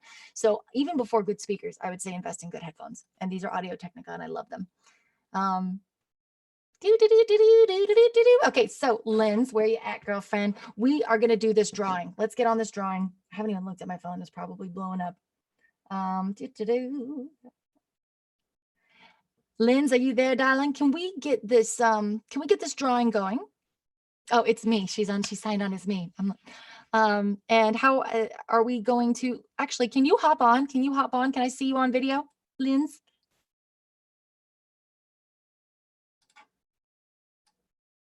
Or can we not do that because you are signed in as me as, hi. Apparently I'm also Chris right now. Yeah, Chris squared. So can we get into this drawing and see who is winning this gift card? Yeah, I think right before we do that, we should probably give people a chance, just in case they haven't done it yet. I'll drop the link one more time. Thank you, everyone. This is Linz. She has been helping out with all things Produce Like a Boss. She also helps out in the Facebook group, and she's a badass. Like, she's an amazing singer, songwriter, producer, engineer, and like she does have that techie part of her brain that I lack, that I love, but also is a songwriter. So it's like she's like the perfect combination of all the things. So. And yeah, I'm just so glad that you guys are all here, and really pumped to hopefully work with some of you even more closely. And if we don't get a chance to work together one-on-one or in the course, that's fine too. You know, I've got a YouTube. I put a lot of great free content out. You know, I'm on Facebook, I'm on YouTube. Let's just stay in touch. Like, you know, more than anything, I just love getting the aha moments. But I'm only going to say it one more time. My course is less than the cost of a demo. I know, because people used to pay me. I'm not doing them now because I'm a little bit busy, but like the minimum I used to charge for a demo was $600. And I charge a lot more than that now because people actually hire me to do records, and I charge a lot more than that. So, I mean, for something that could like save you money and make you money, it's just kind of a no-brainer for me. So I hope you think about it and take it into consideration, and keep in mind that the bonus, how to make money from your home studio, is available if you sign up before tomorrow night at midnight. Ah, you guys are so awesome. Linz, how we looking? Oh, Mara wants to know what microphones I use. I only use the Slate VMS now because it simulates a bunch of mics. So I basically use this one mic. It cost me $1,000, and then I'm able to access a mic locker virtually and digitally, which allows me to pick from all these different mics. It's pretty amazing. Okay. Oh, this is so exciting. So exciting, Chimra. Okay, so I have a random generator, and it'll pick a name, and I'll say the name, and if you're here, you know, you get it. If you're not here, we'll just keep going. Yeah, we have to pick another one. You had to stick around to the end. That was the deal. Coming in. Elaine, I'm sorry, I'm going to just get on these one more time. I do not put this through a compressor before I track. So this just goes directly in, and I really quickly want to talk about this because I can't touch on it. Gain staging your vocals. before you can go and do stuff like, buy this outboard gear and buy preamps and compressors, like make sure that you are properly gain staging. Okay. I don't throw a compressor on this and squash it so that when I hit high notes, it works extra hard. No, what I do is I adjust the volume on my interface and I sing the loudest part of the song first. And if I'm peaking, I know I'm going to peak when I'm doing my song, right? So I turn down the volume on my interface, not in the DAW, not the master fader, not the track fader, but actually on the interface. Just turn it down, the volume on the mic, right? And then you might be like, oh, but then the music, is too quiet. Okay, we'll turn the music up, turn the headphones up, but always touch the DAW knob and your headphone knob before you don't grab the track within the DAW, and that will help you to gain stage properly. And now I'm really gonna shut up. What we got, Liv? What do we got? Yes, all the live sessions are archived. Somebody asked that. Okay. 3, 2, 1. Jenny Haley, or is it Jenny? Genny Haley? Are you Jenny correct? Haley, you are the winner of the gift card. If they're here. Genny.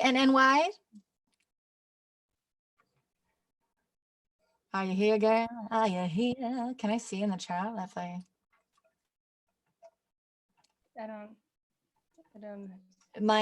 I do have actually a view of everybody in alphabetical order, and I do see Jenny. Are you here? She's on. Oh, that's weird. There she is. Jenny Haley. Well, I see her. So we know that she's here. So yes, she's here. So yes, she gets it. She might have a hard time with her audio for whatever reason, not be able to hop on. So let's make sure we get that, and I'm going to get that emailed off to her. Does anybody else have any questions? Just you can go ahead and Okay, can you hear me? Hey, congratulations! You're a winner, chicken dinner. Can you hear me? I can hear you. You're kind of cut. Okay. Hey, Good. Thank you. You're so welcome. This is great. I'm certainly considering taking this. I'm going to have to look at my finances very carefully. Okay. I'm in 6-figure also. Oh yeah, no, I got you. Just But she's cutting out. it sounds just like what I need right now. Yeah, I feel you. And don't forget that there's also the option for a 2-payment plan. So it's either $397 or 2 payments of $215, and one is billed a month from the first one. So if you want to split it up, if that helps, Okay. that's a good option too. But in the meanwhile, you got $25 to spend at Amazon, my dear. Are you on my list already? Great. I need to buy some USB cables. Let's do it. I was like, should I do it? I was like, should I do a Sweetwater one or an Amazon one? I was like, well, they can get anything, they can get it Sweetwater on Amazon. So cool. So Jenny, you're probably already on my list, right?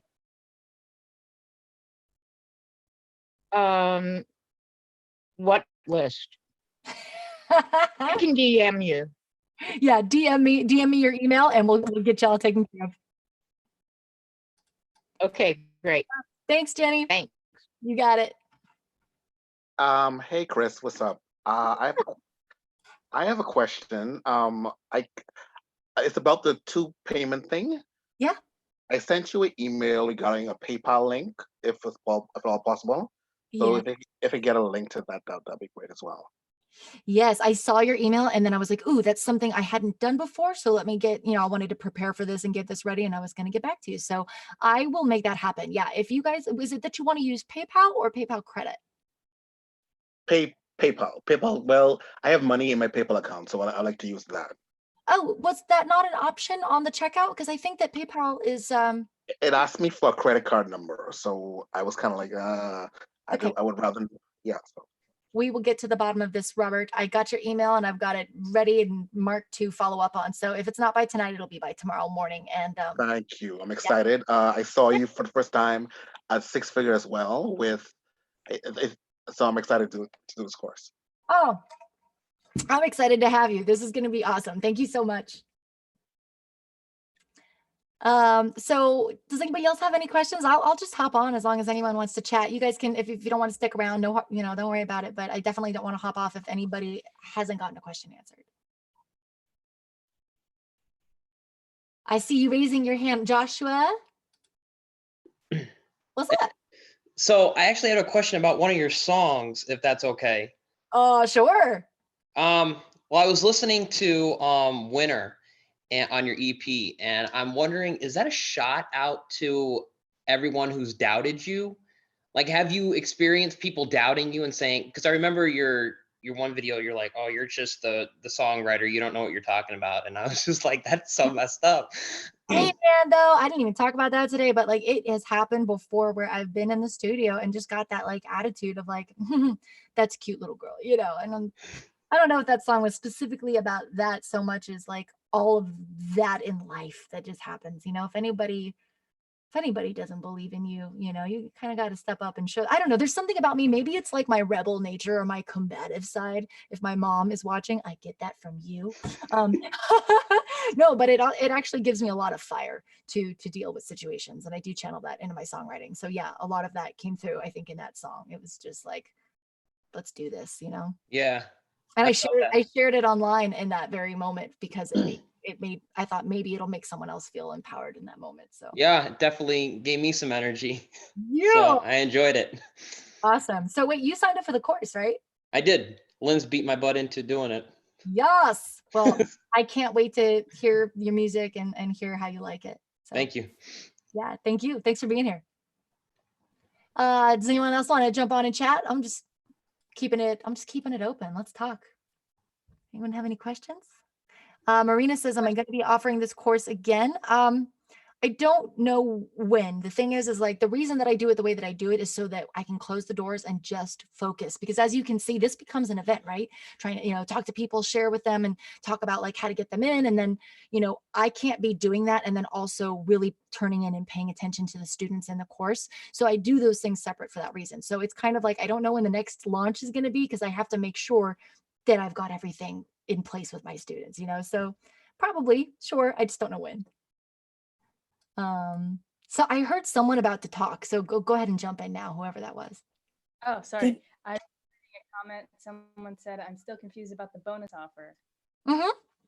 Let's talk about it. So I have a course called 5 Ways to Make Money from Your Home Studio.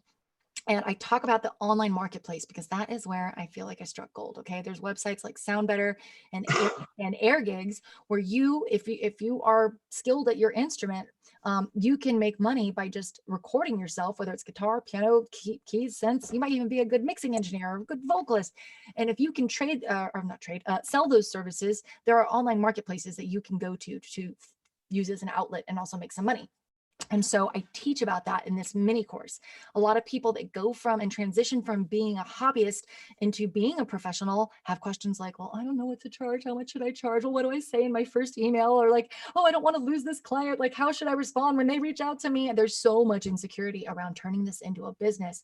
And this mini course is something that I've put together to guide you in the same fashion. It's a step-by-step, like, here's what to do, because I just came at it. I was like, put me in, bro. I am ready to do this. And I probably wasn't. I probably didn't handle a lot of my first jobs with grace because I was learning how to make this a business, but I did learn. And now, I mean, it's been great. It's been great.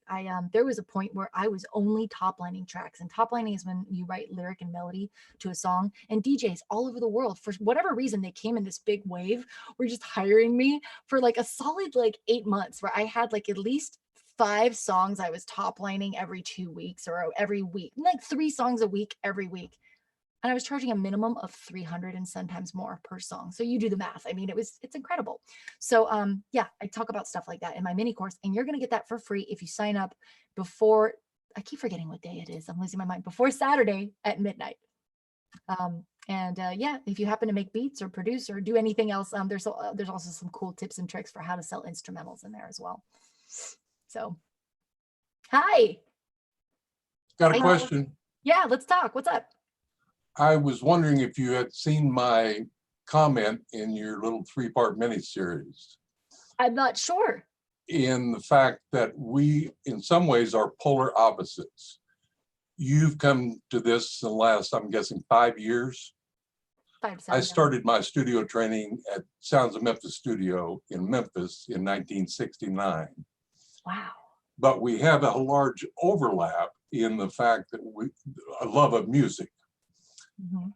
I think we could learn a lot from each other. And I feel compelled that we are to have a meetup and a conversation at some point. Okay. I am also feeling compelled to start scheduling periodic trips to Nashville. I worked for Brentwood Music for a number of years, so I kind of know my way around town.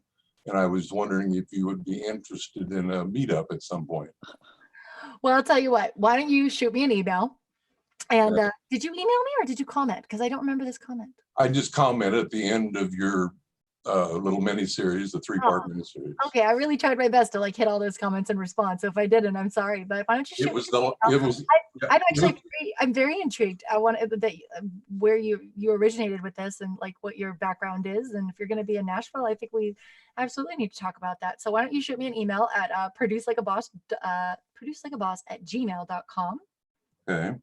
And let's chat about things. I'm interested. I'm intrigued. Give me Just to give you a little tidbit, when I started, state of the art was 1-inch 8-track reel-to-reel tape. Wait, okay, so what brought you into my world? Michael, Michael. I'm in the Sync 2020 course with Michael Platinum, yeah.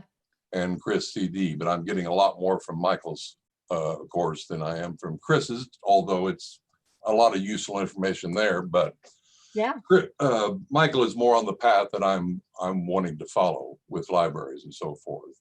For sure. But I think, yeah, we could have a good conversation, exchange of information from one generation to the next. Yeah. I think there's, like I said, a big overlap there based just on the love of music, which we both obviously have. And I'm doing this full time, as you are. Yeah. So maybe we could go out and have coffee or something. Shoot me an email. Let's talk about it. I'll do that. All And right, cool. thank you for responding, and you have a beautiful rest of the evening. You too. All right, thank you. Awesome, thanks. Let me see. I'm just going to check over here on the chat real quick. Can you change guitar chords on Logic program for different riffs throughout the song? Okay, so a lot of times it depends on the sample. Okay, let me not say that like a chipmunk speed. Brittany wants to know, can you change guitar chords, for example, on the Logic program for different riffs throughout the song, pre-chorus, chorus, etc.? The answer is sometimes. Sometimes you can. Sometimes they will have several and they actually just go together really well. And it's like, oh, cool, this sounds like it would be a pre, and just by changing the, you can grab a little arrow and just grab a different option. So it'll be like guitar 01, guitar 02, and you'll go and you'll grab guitar 03 and you're like, hey, it's in the same key, but it's a different like progression, right? And sometimes they're just one-offs. So depending on what you want to do and how it transposes, sometimes I'll grab a riff and I'll pull it across. And if I want to change the keys, sometimes it transposes nicely depending on what, like if I'm trying to go to major or minor. So you have two options. You can either pick one that has a bunch of options to choose between, or you can transpose. Or sometimes what I do is I get in there and I get a little snippy with it with the scissors and I start cutting parts, and then I actually will make my own like kind of chord out of it. But then you end up having to kind of drown it in reverb and do some other stuff to make it not sound. That gets into some hardcore like, wave manipulation. If that answers the question. There are some stuff that has that option though. So yeah, if you have a riff in mind, I would say just record it with the guitar. I really wanted to show tonight that you don't even need to be able to play an instrument. I wanted to simplify like as much as I could. I play guitar. I don't know if you can see, but I got a bunch of guitars. But I just thought it'd be cool to use some samples. But yeah, if you hear something in your head, just play it. Let's see. And we're gonna set up PayPal. Yes, we are. We sure are. Let's see. Has anyone had luck with Logic Pro on a used Mac, or is it best to have the newest version of everything? I'm so glad that you said that, because I started off with a used Mac. So it depends on how used you're talking. And then when you get into certain, years past, you can do certain things like just simply get an SSD and just replace the hard drive, or you can refurbish it, or upgrading the RAM on an older computer can really extend its life. So it depends on what the year is. I would definitely explore, instead of just buying a new computer, take it to your local Mac dealer or Simply Mac, or even like the Apple store, and just ask them like, what's the odds? Well, maybe not the Mac store, because they're always going to try and sell you a brand new computer, but like, take it to a Mac dealer or get online and say, what are the odds of being able to get some more life out of this? Because what you don't want to do is go investing in, like, let's say they go, you're going to get not that much more time, and then you don't want to go and spend that much more. Sometimes it's better to get the new computer. But I will say, don't always upgrade to the newest operating system, because a lot of times it's not keeping up with where all the software programs are at. So if everyone upgraded to Catalina, a lot of people lost, the ability to use some of their software programs efficiently. So no, the newest is not always the best, is the short answer to that. A 2014. Okay, I just brought in a 2013. Oh, that's me. That's Lynn's. Okay, Lynn's is answering. Anybody else? I don't see any hands raised. So I see Phil McIntyre. Unmuted. Hey. Unmute. I had unmuted you. I muted you again. Sorry. Hey, how's it going? Yeah, sorry about that. I'm good, thanks, mate. Good. I actually forgot that I had my hand raised. I'm in the hot seat. I'm in the 6FS program along with some of the other fellas on here. And you said something before about session musicianing. I'm a multi-instrumentalist, and also mainly I've been a live performer. I've just had 18 gigs cancelled. Yeah. And because I just started in the course, with Kathy, and I spent most of my savings on my setup here. You see that? Yeah. So I've been looking to do that, and I'm very, very interested in trying to find work as a session musician, and of course everything else I can do with this equipment. And you said something about that before, about how there might be some tidbits in this course, and maybe even some connections and things that we could create that could possibly help me doing that. So I just wanted to, if you could just address that. Yeah. So that's, especially as a multi-instrumentalist, it's like there's probably so many things that you're already good at. So, one of the things that I like to tell people and encourage them is like, don't feel like you need to understand like how the entire DAW works, and like, oh, I'm going to have to learn how to produce. It's like simply learning to record yourself is like so valuable, especially if you're already like a master at like a few things, right?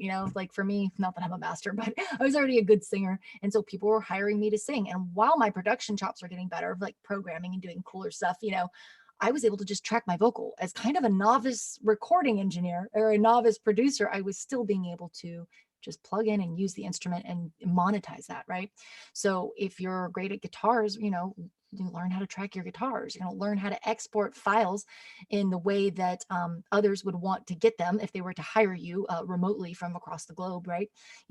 How to bounce out stems and stuff and say, hey, here's my guitar tracks, Yeah, there's a lot of value in that. And that's what one of the bonuses is. If you sign up by tomorrow at midnight, is I have this course called 5 Ways to Make Money from Your Home Studio.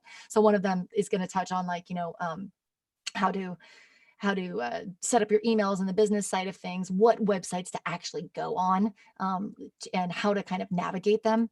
And then there's other stuff you'll learn within the course about like how to export those tracks and actually how to import those tracks if you receive them from other players. Know what I'm saying? Yeah, cool.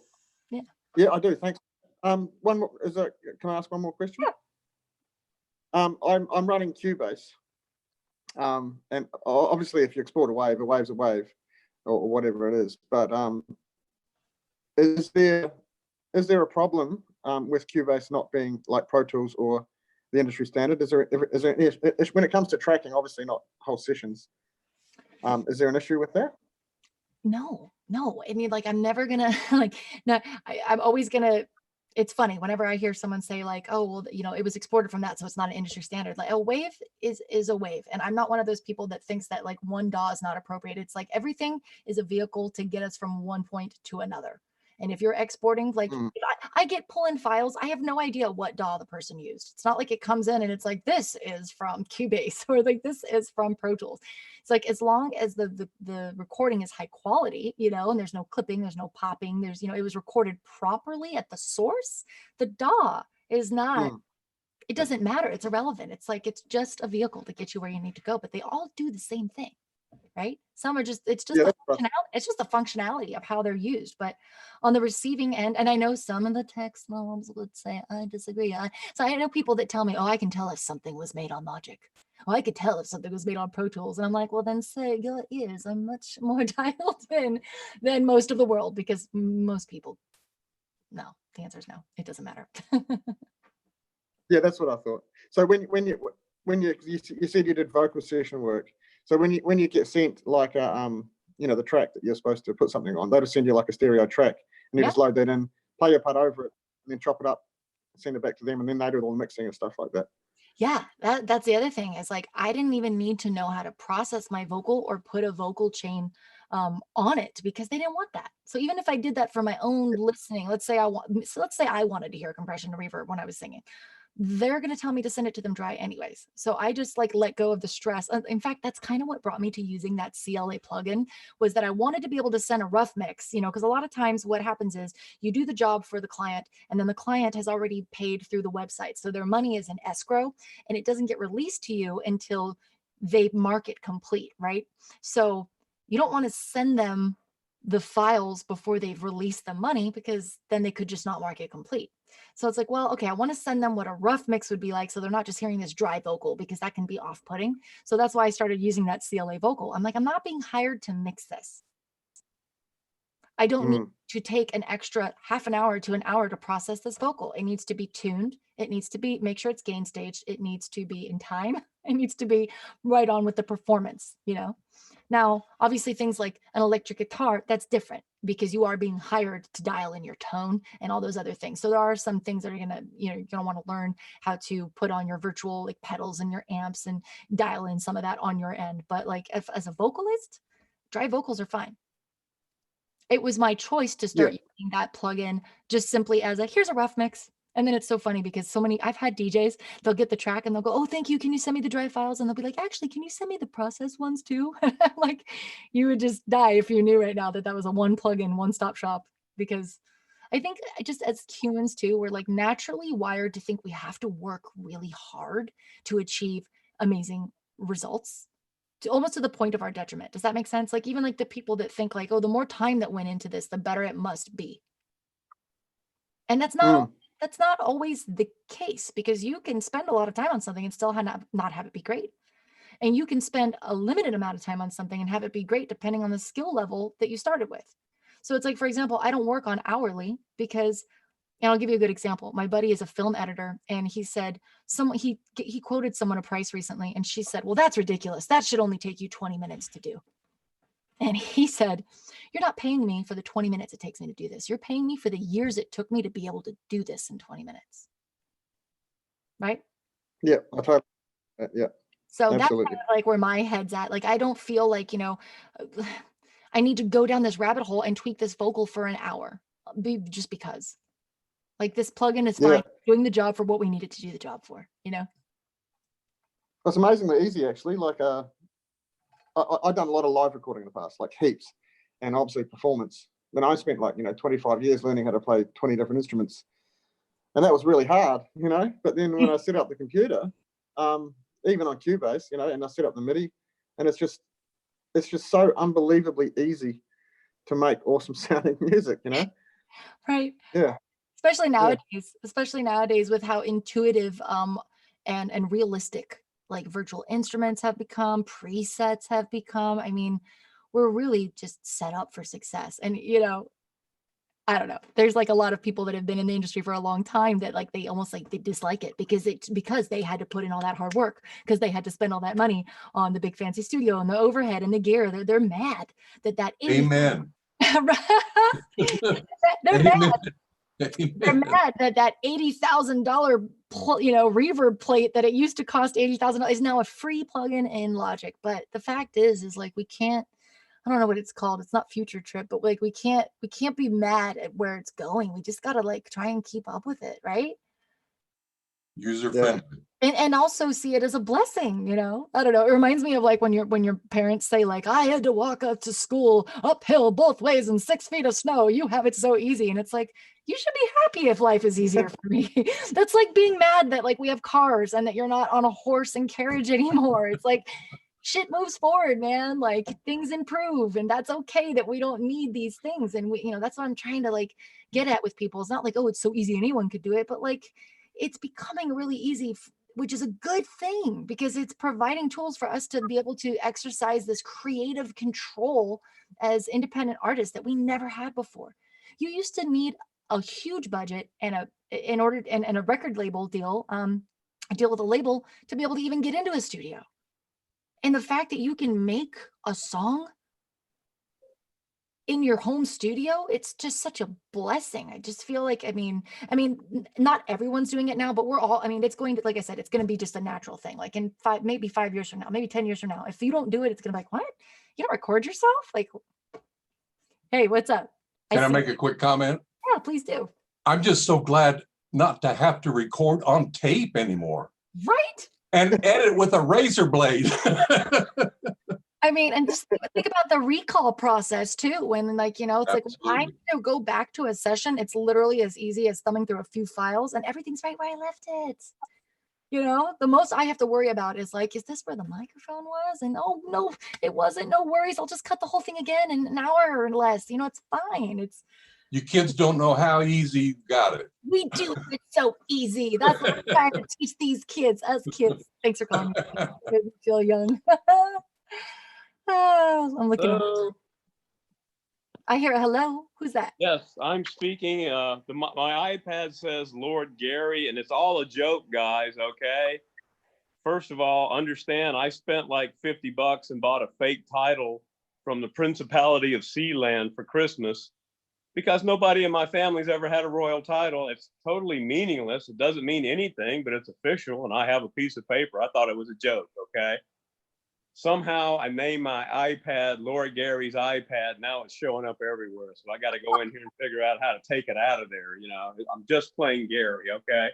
Lord Gary. Okay. I'm with my man who was just speaking. I mean, when I started doing professional, I was a video professional. I didn't do the audio route. I did television and broadcasting from the days of literally having an edit system that was the master slave system where if you got your edit somewhere within 2 seconds, you were blessed by God, you know, and, you know, we edited audio using razor blades and tape. That's right. I used to do audio commercials. Oh my goodness. And boy, if you screwed up an edit, it sounds like a nightmare. Somehow you had a pile of edits on the floor about 3 feet tall because you've been working for 12 hours and you screw up one edit. Mm-hmm. And oh my God, it's in that pile somewhere. I got to go. So how do you done that? You know, so this course, I mean, just watching Chris, I mean, I put up some examples of things I did like 5 years ago where I tried to get into Logic Pro and I was inspired. I thought, man, I'll try to pretend to be a musician. And I thought they came out okay, but I mean, it took me like an hour to do stuff that Chris is showing me how I can do it in 10 seconds now. Boy, I can't wait. I'll just say, you know, hallelujah for technology.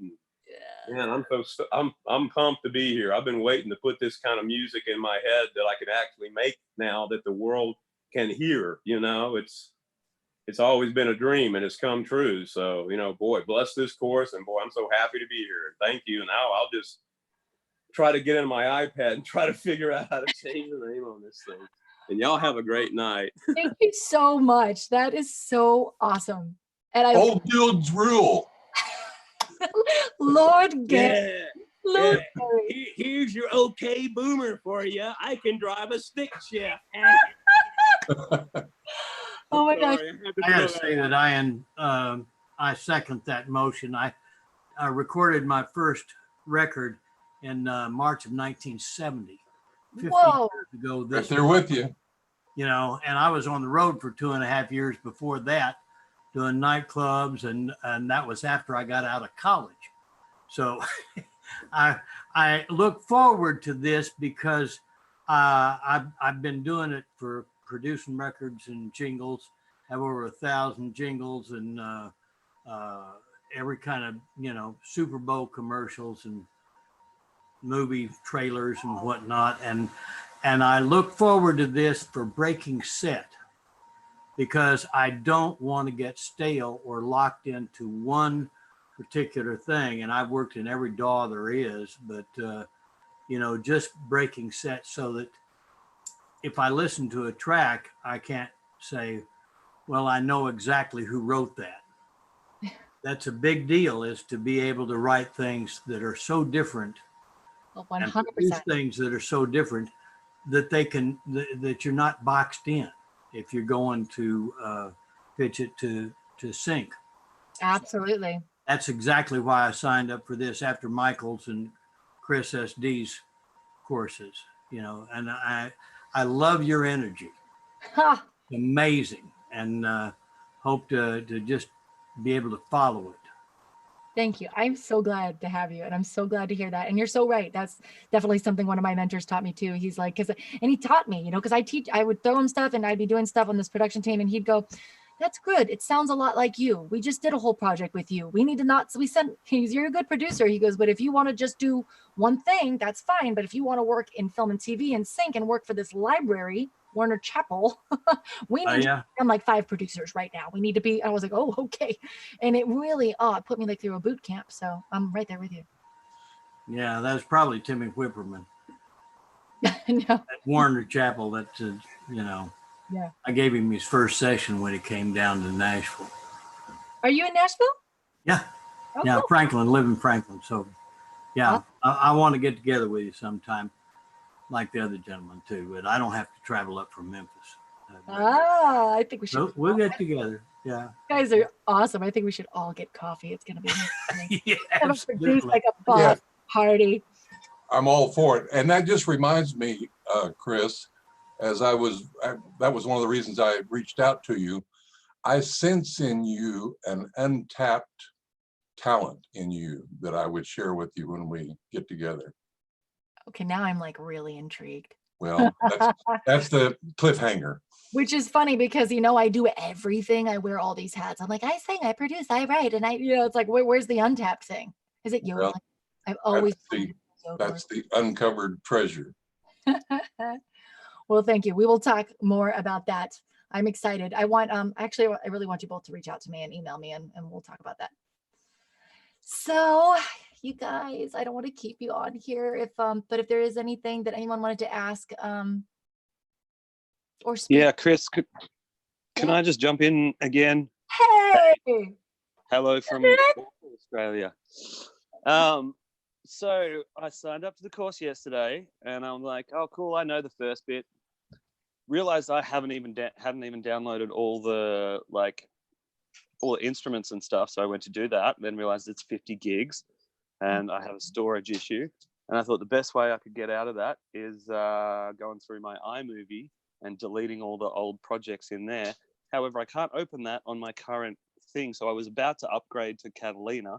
Thankfully, I've been having trouble doing that. Is that going to screw me in Logic? I feel like, and Lynn, feel free to chime in because you're more up to date with this, but like it was an issue at first when it first came out. I think everything's caught up now, but and everyone knows this in this world. It's like we get super apprehensive to upgrade until it's like they've been out for at least a year because they have all these kinks they need to iron out as far as how those programs work with our software programs, right? So with Pro Tools, it took so long before Pro Tools would run efficiently with it. So, Linz, are you there? Are you there? Howdy. Hey, what are your thoughts on upgrading to Catalina now? Safe? Yeah. Literally like 2 weeks ago, I was almost going to. I had it downloading, and I won't remember the specific thing, but like, especially once you start working with a lot of third-party plugins, you kind of have, like, all of these companies have to go in and like beta test all their plugins and make sure it works. And like, right. I've literally downloading, I don't remember specifically, but there's just a lot of instances where it's like, it's not ready yet. and it's kind of really hard to downgrade. It's a lot easier to upgrade. That's the thing. And So yeah, I want to pony on that really quick. I did upgrade once where I was going, I think I went to Mojave when Mojave hadn't been out for a while. And going backwards is nearly impossible. I had to bring my computer in, they had to wipe the whole thing clean and just reboot it in order to get it back to the old operating system. So it's like one of those things that like you want to be 100% sure on. And it's like if you're on Mojave, there's like it works fine. It's kind of like don't mess with it if it's working, right? And I don't Right. think it's going to solve your problem. It sounds like your problem is storage. And I think it's a great idea to delete Yeah. movies, but also if you check in the Facebook group, and I'll make sure to post it again and put it to the top. We talk about we've shared some tips on how to put we shared a video on how to put your external on an external, your whole library content on an external drive. Because that's Like how your library for Logic. Logic. Yeah. Okay, maybe Yeah, I should do that. Yeah, and okay, did you watch it from the beginning? Because in the intro videos, you may have been like, "Oh, I already know this," and you may have skipped it because No, I only watched. Yeah, I did. I've only watched that first one, and I was just doing it as we went. But maybe okay. So I was busy looking at what I was doing rather than listening. one of the things that I say, first of all, is like don't try to download the whole thing at once.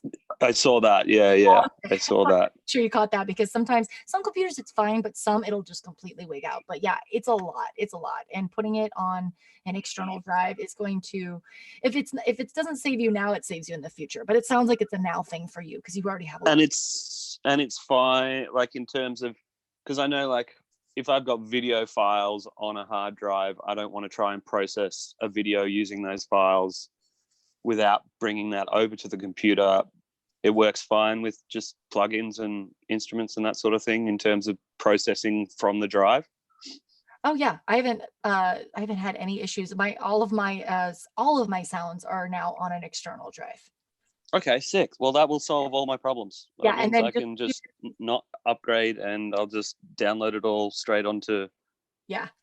Yeah, And awesome. it's not as easy as like other sounds you keep on external drives. And remember, it's a process. So definitely follow the video we posted in the group, and I'll make sure we like post it so it comes up to the top, because it wasn't like as easy as like putting it on an external drive. There was a couple steps you had to take that were not intuitive, but they weren't hard. They just needed to be.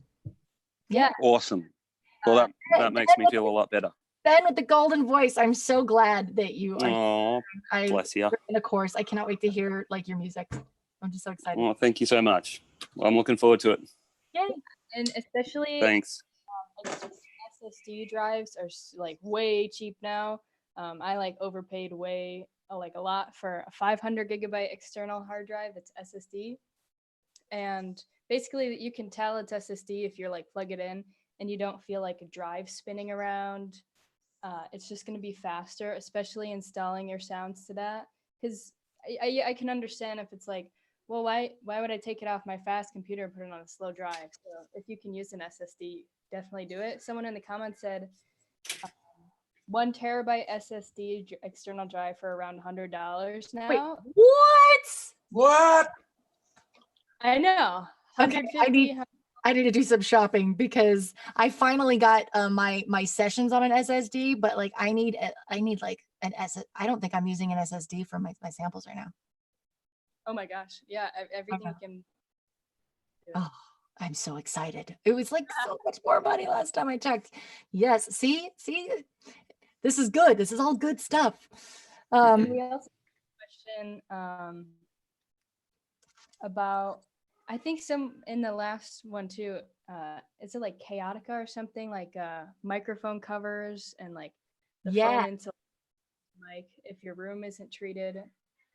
Yeah, I don't personally use it, but I've heard great things from people that have used them. And I've also heard from people that were nifty, kind of got the MacGyver bone, which I don't. I can't even hang a picture. But if you're good at fashioning things, I've had a couple friends that actually made their own kind of Chaotica ball. You know, they made it from foam. They actually went to like wherever you would go to get that stuff. I'm so bad with like home do-it-yourself stuff, but I guess you would go to like a Home Depot or something, and they actually made their own foam ball. So, but you can buy it too, which is what I would do. I'll just jump in on that. We talked about this with Scotty, and there's another one that's I can't remember what it's called, but if you ask Scotty, he'll know. it's like $50 instead of 300. Oh, So that's if you do, cool. if Scotty you don't Farm? want to, yeah. So if you don't want to make your own, then there's another one, and there's like a bunch of YouTube videos where they compare them and stuff, and the $50 one is pretty much just as good. So Yeah. Someone dropped a link. Helen just dropped a link. I wonder if that is it. Oh, that's it. Electron. That's it. Awesome. Electron. Yeah. You guys. Yeah, I think that, anything that you could do like that is great. The reflections. I used to sing in between. I used to like hang a blanket. I actually took a blanket and stapled it with a staple gun to the ceiling and just made a U, like a heavy Homemade cloud. Yeah. And now I've actually got, this is pretty cool. I got that. Factory made cloud. Quick little little bit about this fancy looking little home studio. So a couple years ago, I got contacted by a casting agency, and they were like, "Hey, we do this show called Studio Shakeup, where we come in and we give your studio a makeover." And I was like, first I thought it was spam, and I almost didn't reply because I get like game show invites all the time, and I'm like, no, I don't want to be on The Price Is Right. And I was like, what? It sounds like really cool. So I'm going to respond. And I responded, and I was like, I don't think you meant to send this to me because I'm not in a commercial space. I actually have a home studio. And she goes, no, I know who you are. I found you on, out of all places, on Hotel Cafe's website. That's a venue in LA. And I wasn't even headlining. I was like, it was just so random. She goes, I know who you are.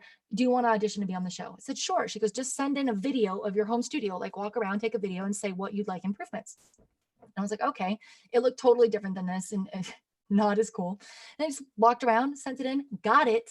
They came here. I had a whole camera crew in my house. There was like 20 people in my kitchen. They filmed for several days. They kicked me out after the first day. The first day we did like a gutting and like throwing away all my stuff that was in here because it was all garbage. And the only thing we kept that was mine was like the gear stuff, like my speakers. I didn't have this desk. It's pretty cool. I don't know if you can see it, probably not. But anyways, we got rid of all my stuff. I came back 4 or 5 days later. They did the big reveal. And I mean, like, look what they did. Like there's shiplap paneling on the walls. All these panels were mine.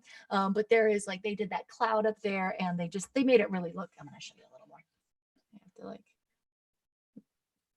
they made it really look pretty. I don't have that kind of fashion sense for designing, but a lot of it was aesthetic. When they said what's on your wish list for what you want for a home studio, I almost went crazy asking for gear that I never would have bought for myself. But that wouldn't have worked because their budget was probably, I think, $15,000, and that would get eaten up so quickly in a rack. And then when they go to show it on TV, what would be the big improvement? So since it was for a show, they had to make it look extravagant. So you can't really tell, but like my walls are like this really dark, deep forest green, and and you got the orange. I mean, the contrast and all the colors. It looks really cool. But I'm not gonna lie, I was like hoping I'd get some like, but also here, I'll just show you real quick.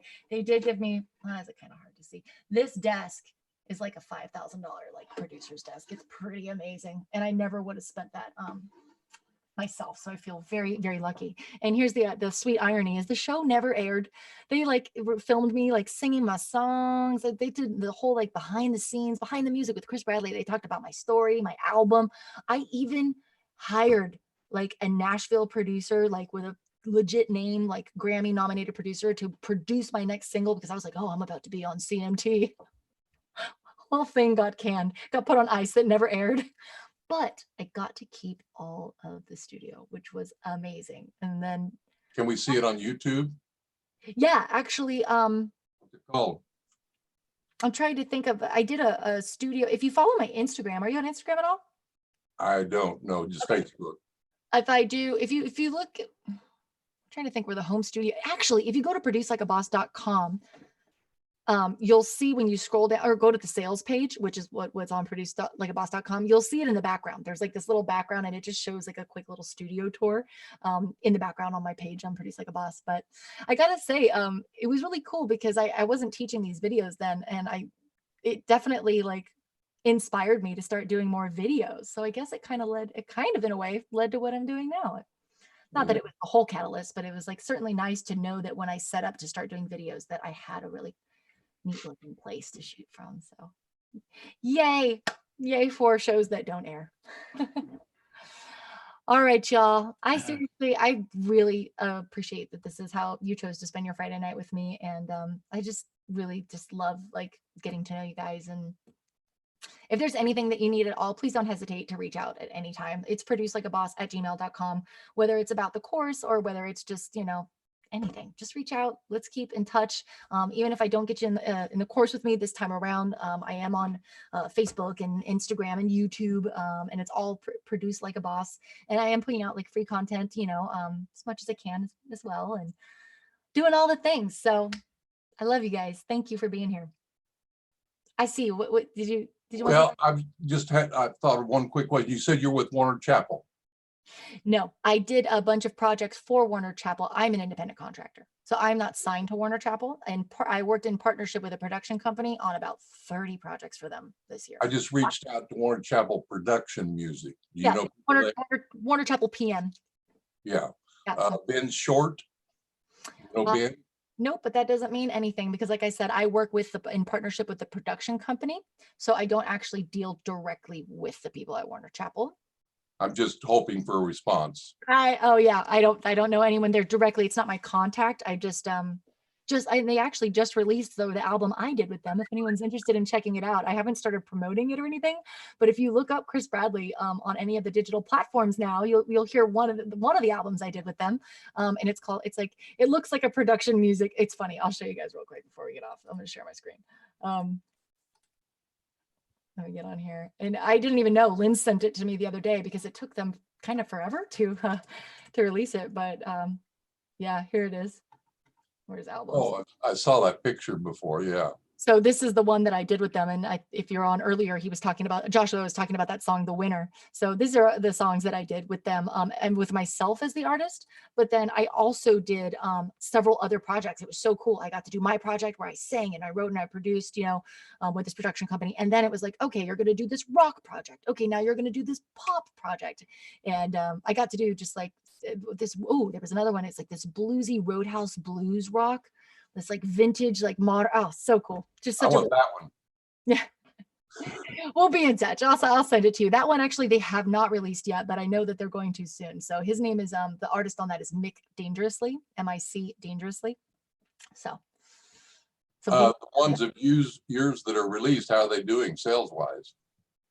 Well, as far as the Warner Chappell stuff, I am not in ownership of that. I own my songwriters on it, which is kind of the deal when you do stuff with, with that. The sales of my first record, I mean, I did it independently. Online, we're not super impressive, but like I said, being able to show up at my gigs and say, hey, I produced this CD, most people would fork over a 20 for a 6-song EP. Which was incredible. I mean, that because I used to do gigs as my primary source of income. So being able to get paid for a gig and then show up with CDs I could sell, it actually floated me for a few years. I lived on it, but I never kept track of numbers. Honestly, I was never meant to be an artist. Like I'm naturally an artist. That's why I started as far as like I'm a songwriter and I have thoughts and feelings I like to share through music. But I never, I would rather be in the studio than be on tour.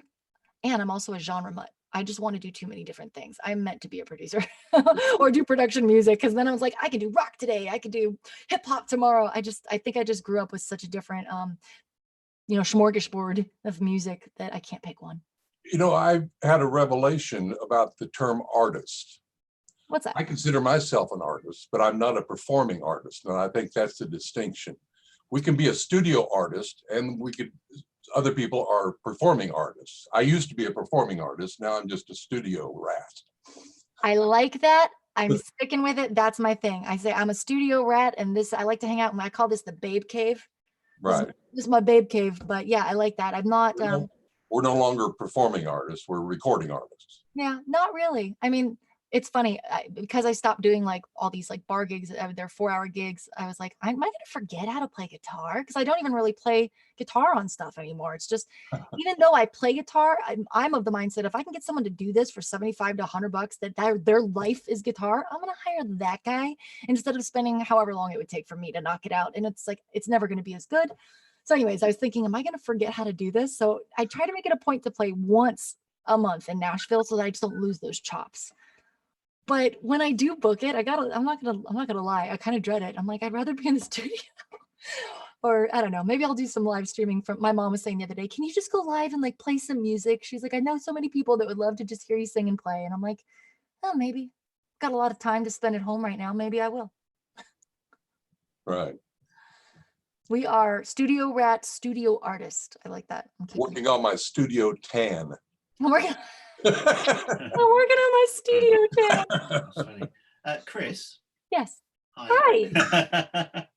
Hi. Just a really quick one. I know it's getting late, but I did Michael's course, and I'm doing Chris's course on the Platinum Sync, doing licensing. We're going to be pitching to music supervisors soon, but I'm going to sign up for your course because I think it's really going to help me.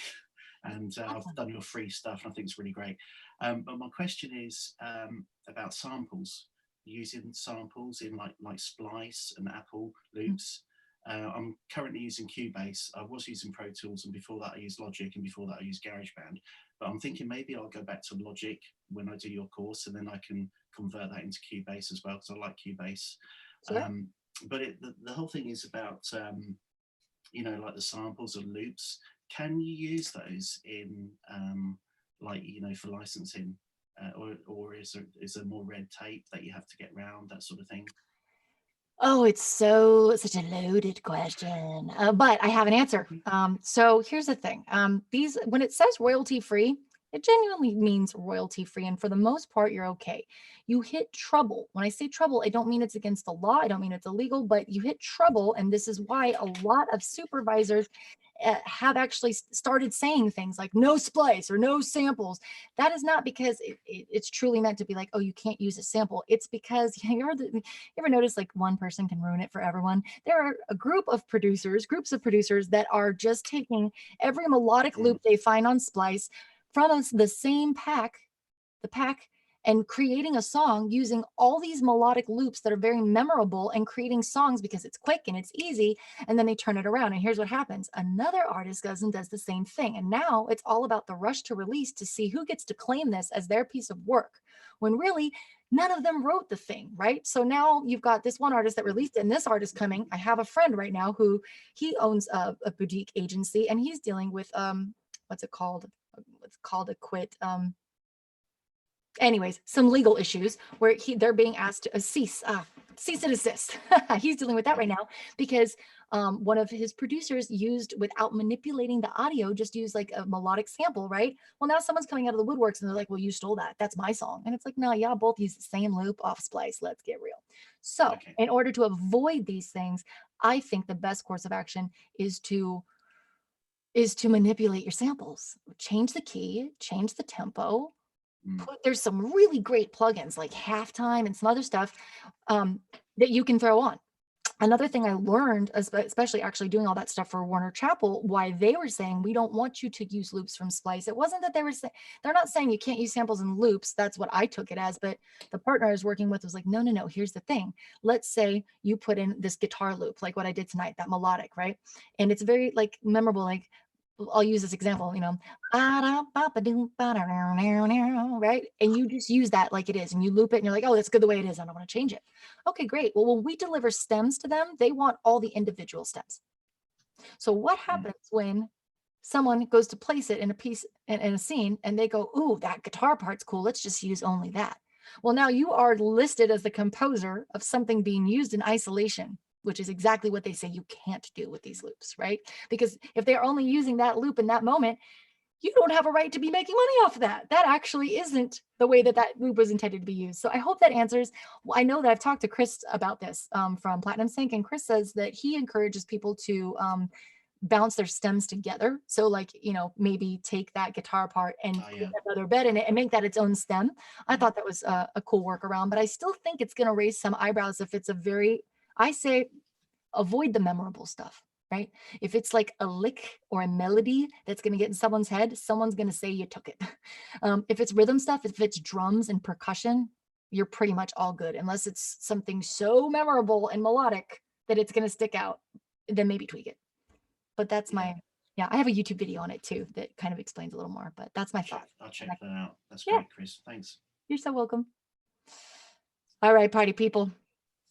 I think, and yes, Shane, it is easy to use a virtual instrument and make your own loops too. I mean, there's so many different processes. I I just love the way sometimes grabbing a loop that's already put together inspires me. Sometimes it is a great song starter and it gets me going. And then I write the song around that loop. And then I'm like, okay, I got to switch this out. No problem. You know, they're there to serve different purposes. And sometimes they don't end up in the final productions either. So, all right, y'all. Instead of make you wait while I take a bathroom break, I'm just gonna call it. We've been here for a couple hours, and I'm so glad that you came. So if you have any questions, please don't hesitate to reach out to me, and I hope to see you all in the future. And oh, Linz, did you drop it? Oh yeah, she's got the sales link in there. If anyone wants to join the course, remember that bonus for making money from your home studio is available till tomorrow at midnight. Thank you so much, Chris. Thanks, guys. I'll see you Have a later. beautiful evening. Thanks, you too. Bye.